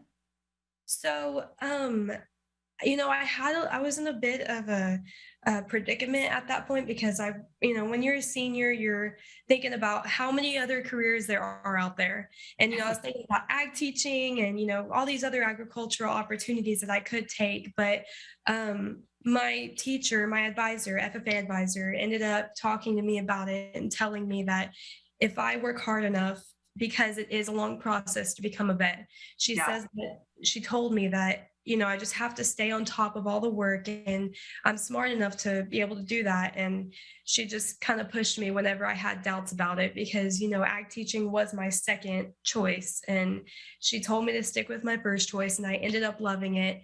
And this was before I started working at the vet clinic. So even before the internship. So that internship really did help me figure out what I want to do, because I do love the environment so much. It wasn't something that I hated or that I didn't want to go back to. It was something I wanted to do for the rest of my life. So she inspired me to do that and continue on with the program. That's great. That's great. And if I'm remembering correctly, the internship you got from the program you did it's a paid internship, really, what you're able to do, right? So you're able to earn some money while you're in school doing something related to what your degree is. Yes, and now I'm full-time after high school. It's no longer an internship because I'm now a certified vet assistant. So I'm getting paid full, and it's now I'm like an actual employee. Yeah, you're a properly grown-up employee while you're still in school, right? Yes. No, but that's great. That's one of the great things about programs like this, is that it can accelerate folks into real wage earning salaried positions sooner, while they may continue to pursue other education along that same path, which is a really terrific option, particularly for something like you aspire to do, to be a vet. That's not a 1 or 2 year program, right? It's a much longer time investment, of course, on the front end, given the experience and skill required. Emiliano, how about you? What advice were you getting from family or friends or teachers as you were making a decision? You talked a little bit about your teachers who encouraged you to consider this program. Did your family or friends have anything to say? Well, as soon as I told them that I was going to take this decision to the program, they tell me that this was a great opportunity for me, and they told me that I should take advantage of everything I make and learn everything. And yes, my teachers, they told me that it was a very great decision that I was going to take. Oh, that's fantastic. Do you have friends who've gone on to do different things now? Some are probably in school, some might be working. Do you have friends who are all over? Yeah, I have friends that already started working in other companies and stopped studying. But I decided that while I was practicing my career, I can keep going studying, and so that I can gain experience. That's great. That's great. Thank you. Jessica, I know you talked about your dad was the one who pointed you in this direction, but what kind of advice were you getting? Even like you mentioned you'd gone to university first, and then we're like, nope, need something different. But what were you hearing from your family, from your friends, from teachers as you were trying to navigate and make a choice? Well, my dad has been a welding supervisor or in the welding area for 30 plus years. Yeah. And he always just kept on saying, I'm tired of you being a server. Like, I'm tired of you doing this. I don't want you to go to university and spend all this money when it's something you don't want to do. And then he told me to go for a tour, and it was really cool and something I've never thought of. I was never a tradesperson. I was never hands-on. I want to make things. Like, that was never something I was wanting to do. So everyone was always saying, are you sure? Are you sure this is what you want to do? Like, are you sure? And it is a male-dominated industry, the one I'm in. Yeah. It's heavy male-dominated. So being a girl going in, it was a little harder, but if anything, it pushed me to be better. And my dad always just kept saying, just keep going, you're doing good. Like, just worry about your studying. Don't worry about everybody else, what they're doing. Just worry about yourself. And every one of my family and friends said the same thing. They're just like, you got to stand your ground. Don't let people push you around, because of being like, I was the only girl in the one class, in the one course completely. And the first one I took, which was manufacturing technician, there was 2 of us, but I was the only one that graduated. And the really cool thing about the whole thing is I actually graduated top of my class for both of them out of everybody. So the encouragement I got from my family and friends helped so much. And being by myself in a different province made it harder too. So they were always encouraging me, always pushing me to do better, even from a province away. So it made it easier to do what I had to do. Well, that is great. And congratulations. And I do know, because we did a little stalking of you guys to learn more about you, right? That you competed in it, and it sounds like as an American, I'm not familiar with this competition, so you have to forgive that. But tell us about, you got a silver medal twice at a big deal competition around machining. So tell us about that. That's awesome. So that's actually the skills competition. So there's it's Skills Canada, and then they break it down into each provinces, and then you go to compete at Worlds as well. So for Skills Manitoba, I competed in the CNC machining category. So that is designing your part, programming it, and actually physically making it. And I ended up getting silver, but gold medalists get to move on to the national competition. And then those winners, I think it's every 2 years, they do a world's competition somewhere. And we actually had a graduate from Red River that competed at the world's competition, which is really cool. And I'm still in contact with him and still learning lots from everybody. So it's a really neat experience. That's great. That's so great. I love that. And I really love too that you, you obviously had exposure to the field through your dad, but it's not like you'd sort of grown up tinkering and doing things like this. And it really shows, I think, a world of possibility for people to consider something they perhaps hadn't. All right, well, I'd love to ask you all about how you'd recommend, if you'd recommend this kind of path, using a trades path to others, if somebody else was considering. If you imagine another 16 or 17-year-old who's trying to figure out what will come next, and if you'd recommend this and what you wish you might have known before you got started, what you would share with someone else. So Mackenzie, why don't I start with you? Yes, so a few things I would recommend to possibly change is the organization of, logging in your hours, because we had to do that every morning. And I don't know about the other programs, but every morning you would have to log it in, then log in our school website. It was a whole process, but I I would really like there to be more organization with that, because there were a few times that we would forget because we had to rush into work. And at this point, like in this internship, every morning we would have to go in like an hour and a half before school even started. So even though that was like our class period working there, we still had to go in before. So we were waking up extra early every single morning. But I wish there was more organization with that. And we did have assignments, to learn about it. And our program was set up to where we were in a class with a freshman class. So there wasn't an actual class for us, if that makes sense. So we were just kind of like given assignments. And I just kind of want there to be more organization with that. But other than that, like it wasn't a huge problem. But it's something that probably needs to be worked on. But some recommendations I would give to incoming seniors or juniors or anyone that wants to be a part of this program is make sure you have time management. It does take a lot of time. And as a senior, some classes are kind of easy. You're trying to do so much on top of this program. So, time management is the main thing, but it's a really great program that will help you grow, and it'll help you learn to be an adult and, multitask and just do a ton of things that helps you grow as a person. And it's definitely something that can tell you that, but it's helped me a lot. But that is something that I would tell someone to recommend this program to. That's great. Thank you. Yeah, it's hard to be sort of flaky and not be successful doing this, right? You really have to have some discipline and planning and commitment, which is. Yes. Emiliana, what advice would you give to someone else, another young student in Mexico who might be considering a program like yours? What advice would you tell them? I advise them to take this decision because it's one of the most important decisions, because it's a world of difference, the information you receive. But everything is very different, and I have no problem with this program. For me, it's working perfectly. Like the academic section and the working section, everything has been.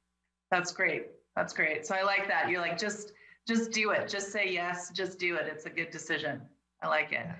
All right, Jessica, what would you recommend? It's given that you're teaching, I'm guessing that you would, but tell me a little bit about what you'd recommend and what you wish you would have known. I would recommend this program for anybody. Like a lot of people think, oh no, you can't go, you're a girl, like things like that. Yeah. I would love to see more women in the trades, more women in like the manufacturing area, more of that. So if you're even thinking about it or you're like considering it, I would to everybody, because it's great. You learn so much things, and it's so cool to see something from a piece of paper and then you see the physical part in your hand and you created that. So definitely recommend it. But be prepared to put in the work. And again, like what Mackenzie said, time management, huge. If you can't organize your time for assignments, homework, study, the hours that you need for the actual course itself, and possibly working outside of that, it is a lot of work. I worked almost full-time while being a full-time student. So as long as you have that time management, you'll go no problem through this course. And also just having that willingness to want to be there. There's me being an instructor now, I do see it a lot in some students. I see people that are like, yeah, I love being here. And then some people that are just like, it's something to do. Yeah. And I don't think you should do something you don't want to do if that's not what you want to be doing. So like, why would you spend the money to do it? So if it's something that you're passionate about, I recommend it to everybody because it's a great time. I really enjoy what I do. Yeah, that's awesome. And I know for particularly the kinds of things that you're teaching and developing in people, you can make some really good money pretty quickly in that in that field. I mean, tell me about like, what do you counsel students around that? What do you tell them? There's jobs everywhere for machining. There's anything from being an operator to programming to quality inspection. So that's just making sure parts are good. There's the designing team. There's so many things you can do with going through the program here. So it's just like you go through it once and then there's numerous jobs, and we keep in contact with industry right now, and everybody's like, we're so busy, we need people. So there's lots of opportunities to get a job as soon as you graduate. And they actually just changed the program last year from the one that I took, and now it's a 2-year. Instead of being a solid 2-year, it's a 1 year for sure, and then an optional for a second year. So you come in for the first year, and so it's a little less commitment than doing the full 2 years. So you get the first year, you get a certificate, you come back for more advanced information stuff, and then you can get a diploma out of it. So we're modifying it to work with industry and work for the students that are coming in. So it's been great, and I'm really enjoying it. It is a little bit more condensed with the new system, but they're actually getting more information out of stuff, of other programs, other courses being offered than what I got. So I'm kind of jealous in a way, but I'm here, so I'm still learning stuff. You never stop learning. And it sounds like, I was thinking about how you all collaborate with industry, right, to make sure that your graduates are getting hired. It sounds like the adjustment you made to your program, where I would guess after that 1-year certificate, some people will go right to work, right? Some might stay longer to do the diploma, or they'll come back. But that's probably a win for the students, a win for industry in terms of hiring and get people experience. Are there other ways that you kind of, how do you stay connected to industry so yep, we're teaching what people need, we're sort of adapting and updating? How do you do that? We actually have 2 meetings a year with industry. It's an advisory committee. So we have the major partners of big companies in Winnipeg join. We have instructors. We actually have students come as well, just so you can get all 3 perspectives of how the students feeling about the course, instructors, how they're feeling about the course, and what they're trying to do to help with industry, and then industry, how they're doing, if they're busy, how their workload is, and what they're looking for new employees. So we do that at least twice a year, just to keep in touch with everybody, to make sure that we're training what industry is needing. Got it. That's really helpful. Okay, so I'll ask you all one last question. As you're speaking right now, this will be shown to a room full of policymakers in Canada and the US and Mexico, decision makers, some industry leaders. So you have a chance to give them advice and tell them what you think they should do when it comes to building, growing, supporting trade programs in your country. So tell us a little bit about what advice would you give them. I'm thinking one of the things I'd want to do is come visit Jessica in that lab, because it looks like it's so much fun. Emiliano and Mackenzie, maybe we can all go and she can teach us a class. It looks really fun to make something. But I'm sure having firsthand experience or knowledge is really helpful for people to see this up close. But what other kind of advice might you give these policymakers? Mackenzie, why don't we start with you? So our school in general, I don't know about any other school, but advertising was a huge thing that wasn't put out there. So we didn't have very many people in our program. I think there should be more advertisement, whether we have students, like past students who've done the program, come to the schools and talk about it, and that should be its own little program there, to come talk about it to the students, because I really do feel that this program is so beneficial. I mean, you don't get many opportunities where you're a high schooler working in a vet clinic. So I really think that advertisement's a huge thing, get past people that were a part of the program to come in and talk to the students and really engage with them, to let them know what they did, how they did it, what the work field is like. Because I know when I first started the program, I didn't know what I was doing. Like, I didn't know, what was expected of me when going into the vet clinic for the first time. Sure. You're coming in like no interview. You don't do an interview with the doctor or with whoever owns that vet clinic. You're just kind of showing up.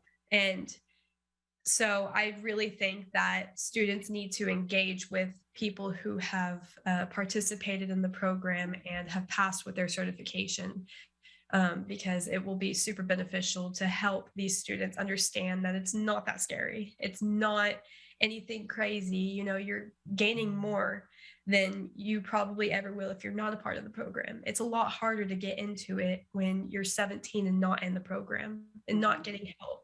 And unfortunately, that's, you know, that's the way it is, but like this program really does help with that. And, you know, I think that more advertisement should be implemented in the schools. That's great. So it sounds like, let's make sure it's not a secret. More people to know about it and to use people who've gone through the program to help newcomers or those considering it really understand what it is. That's a great idea. Yes. Emiliano, how about you? What advice would you give to corporate leaders or policymakers in Mexico about trade programs? Well, maybe they increase the variety of the careers that there is, because there's a lot of people that want to work in this program, but they don't like the jobs So I think that's a good option to add more areas. Got it. And offer more skilled jobs that once the people are done, they'll have great opportunities to work and be feel great about that. That's a good idea. Anything else? I didn't want to cut you off. I think that's enough. That's it. Okay, good. I wasn't sure if I interrupted you. All right, Jessica, what do you think? You're in charge in Canada. You get to make the decision. What are you going to advise your Canadian colleagues? I would just really like to see more females doing this too, because like they just feel like it's like, I can't do that. That's not what we like. That's not something I would do, like whatever. But I would love to be that role model for people, being like, you can do this. Everybody has the ability to do it. That is one thing for sure. I would really like to see change and just have more opportunities for that, and also having more work outside, like as like a class. We started to introduce it as an elective for work experience for the machine shop, but I would like to see it as like a mandatory thing so that students, when they are in their last term, they can go off to industry for a month or a week or something like that and just get where they actually graduate and they know what they're getting themselves into before they just get thrown to the wolves. You know, like I feel that a mandatory work experience would be a huge benefit for everybody. And like what Mackenzie did, like having that in high school, that is an amazing experience, like an opportunity that you can have. In Saskatchewan, I don't think shop. It was all welding or automotive. Manitoba actually has a lot of machine shops in their high schools. So having that even as an option too in more high schools would be great to have more trades options for grade 11s and grade 12s going through high school to make a better decision post graduating. So they can do, because so many people think, well, I'm really book smart. I got such great grades and all like math, science, things like that. I need to go to university, but you don't have to. You can go to trades. Like I would just like to see more experience for students coming into college or figuring out what they want to do as well. Just like having that work experience or getting a little bit more experience of the trades in high school before going to college. Yep, that's great. So it sounds like, let's make sure we're getting more women into the machine shop. Let's make sure that high school kids are getting some exposure, real exposure to what this is, what you're talking about and doing. And students in the program actually get some real practical experience before they're done graduating. Those all are pretty tangible and specific. That's great. Well, thank you all so much for sharing, for joining us to talk about this. It's really helpful to all of us as we think about the big issues to actually hear from young people who are in these programs.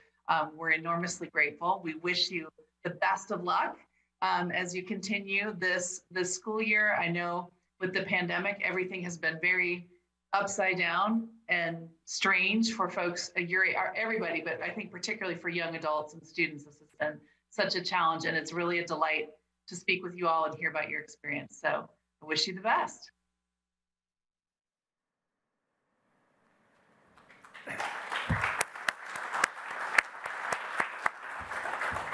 So wasn't that great? I hope everybody agrees with me that was a great way to end the day. I mean, to see the enthusiasm of those kids getting started in their lives and to see the way they've embraced the opportunities that they've been given. I thought that was just wonderful, and I think that was not just that actually closes out a great day. I hope everybody will agree.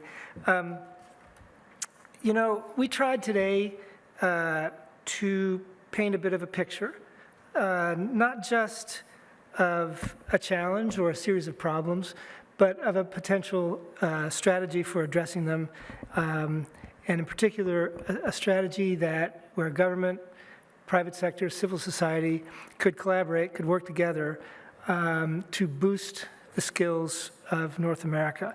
We think, and others have made this point today, that's one of the keys to making North America actually be the most competitive production region in the world, which we think will make us more productive, make us more prosperous also, but will also strengthen the integrity and the efficiency of our supply chains and make us more globally competitive. And so what I'd like to send particularly our friends from Washington and Ottawa and Mexico City away with is, again, not a litany of complaints, but an offer of partnership.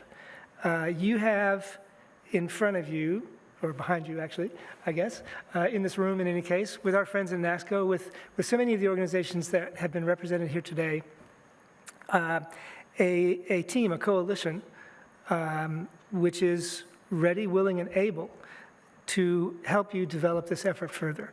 The outline that Tiffany gave at the outset of the day on the pilot program, and I think the comments that were made by all three of the panels subsequently show really an opportunity to do this in a way that, as I say, can be a partnership between the public and private sector and go a long way toward building North America as a competitive place to produce. And that partnership extends beyond the workforce development piece. I mean, the Bush Institute has a longstanding commitment to competitiveness of North America in general. Our partners in NASCO, obviously, also a very longstanding commitment.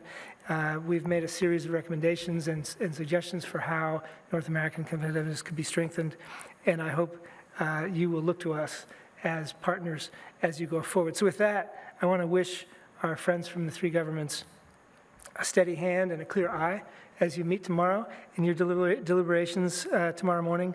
And thank you for being here, and thank everyone for being here this afternoon. I think it's been an extremely useful session.